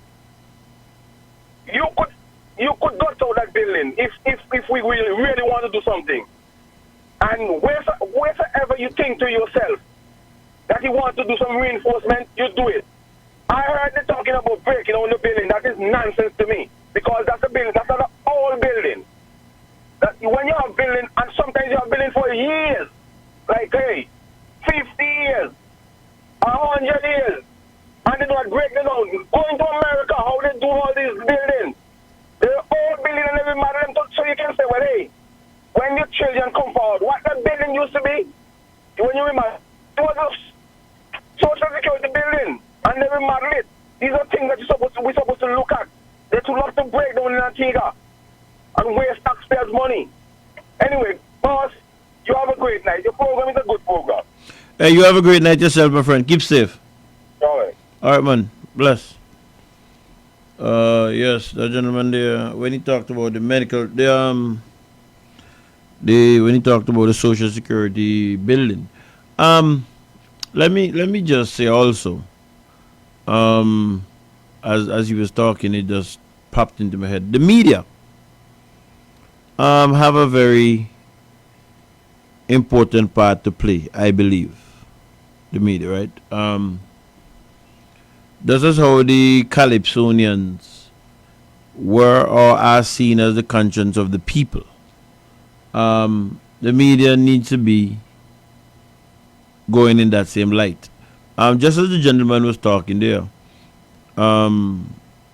what is the latest on the Social Security building? I haven't heard. I haven't heard maybe nothing on ABS Radio or ABS TV. Sorry, that they would have gone and had an interview with the commissioner, or the director, to find out exactly what's happening. To inform the public as to what is what. You don't hear nothing like that. As the media, these are the things that we need to look at. We have to become the voice of the people, basically. So that we could bring this information to the people. It is apparent to me that as vibrant as the media is in a country, it says something to how the country is moving forward. The boat in Kenya can afford to sell back the boat or you carry the money. Then they have money. Right now until the block. Oh. That's a big difference. And listen, even notice, well, things that I can say, but you get into that. You not get into that? What a picture Tony does paint. I'm telling you. And he is so broke. Yeah. People become prostitute instantly. Boy. Yeah. And that's great. Hey, You just want money. The amount of people. Any money will do.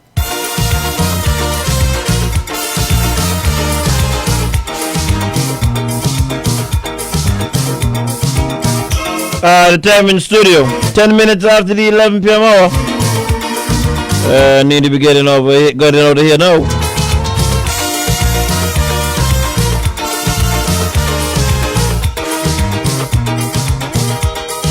Hey, but before, let me just remind, hey, the government, the AG, hey, of the consent order that was given in favor of some immigration workers.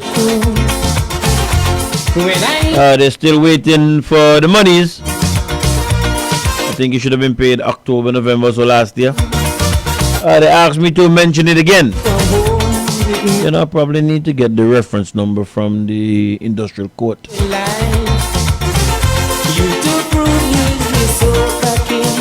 So that I could quote the reference number.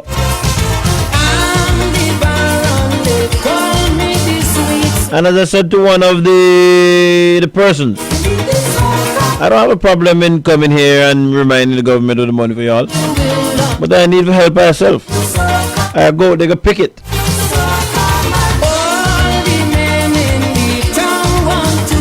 Go out there and pick it for your money. When I get that money, me not ask her for nothing. So if they owe y'all, they consented to pay y'all, and then not pay you. Where the AG office? With the AG office, I think on Queen Elizabeth Highway, the complex up there. They go up there and pick it his office, or he sign the consent form, or his office sign the consent form. That's what y'all need to do. Somebody give Annabelle Nicholas that message for me, please. I think she live in Cedar Grove. Tell Annabelle Nicholas, beef say, she and the people in there, get them, tuck them placard, and go pick it. Whoever in government will get their money. I think I'm going to say nothing else about it again after tonight. 17th of June 2023. But I sing my song just to please all the folks around. They say, honey child, I want to see the barong go wild. And you like to tease, and I know you could really please. And I sing, I'm the baron, they call me the sweet soca. The soca man, the soca man. When I jam you, I know you will understand. Yeah, you soca man, soca man. All the boys in the town want to knock me down. Don't knock him down, please don't knock him down. 'Cause they know I'm the king of the action around.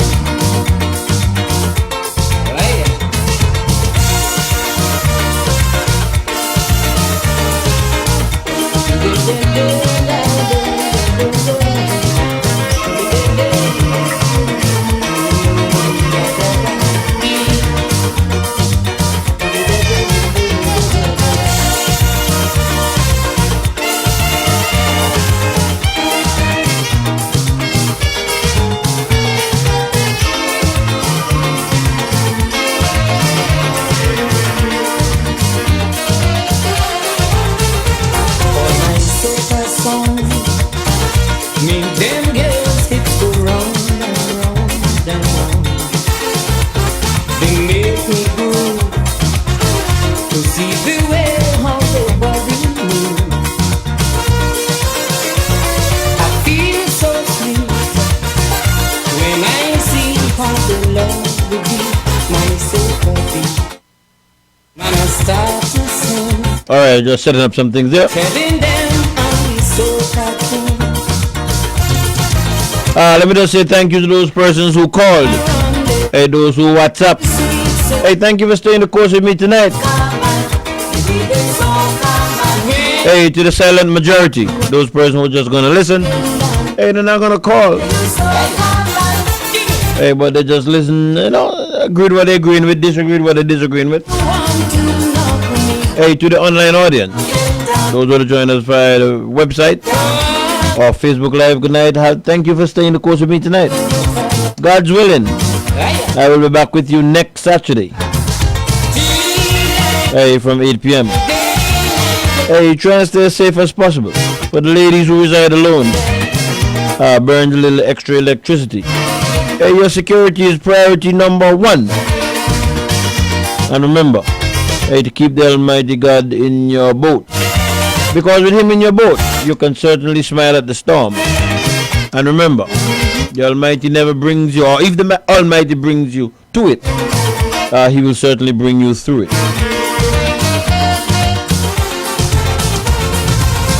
Hey, so until we come together again, God's willing, hey, keep safe and much love. Remember, hey, keep drinking water. Yeah, keep hydrated. This heat could be dangerous.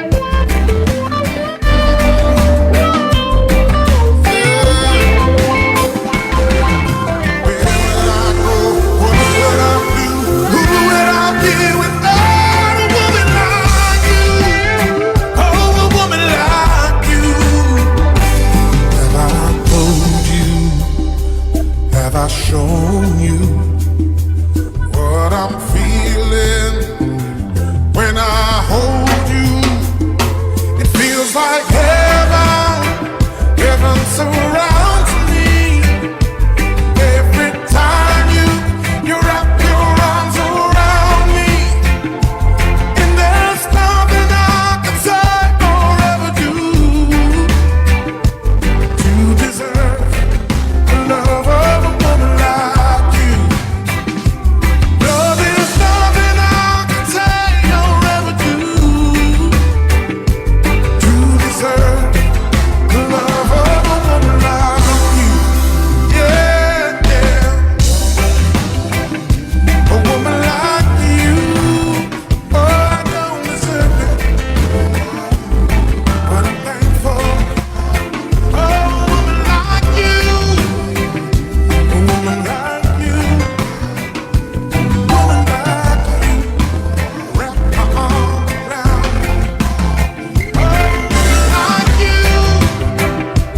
Don't deserve it, but I'm thankful for a woman like you.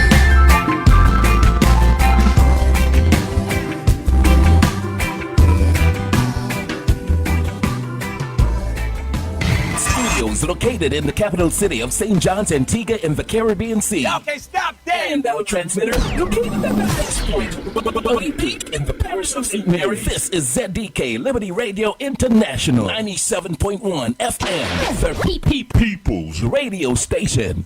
Play yourself, play yourself.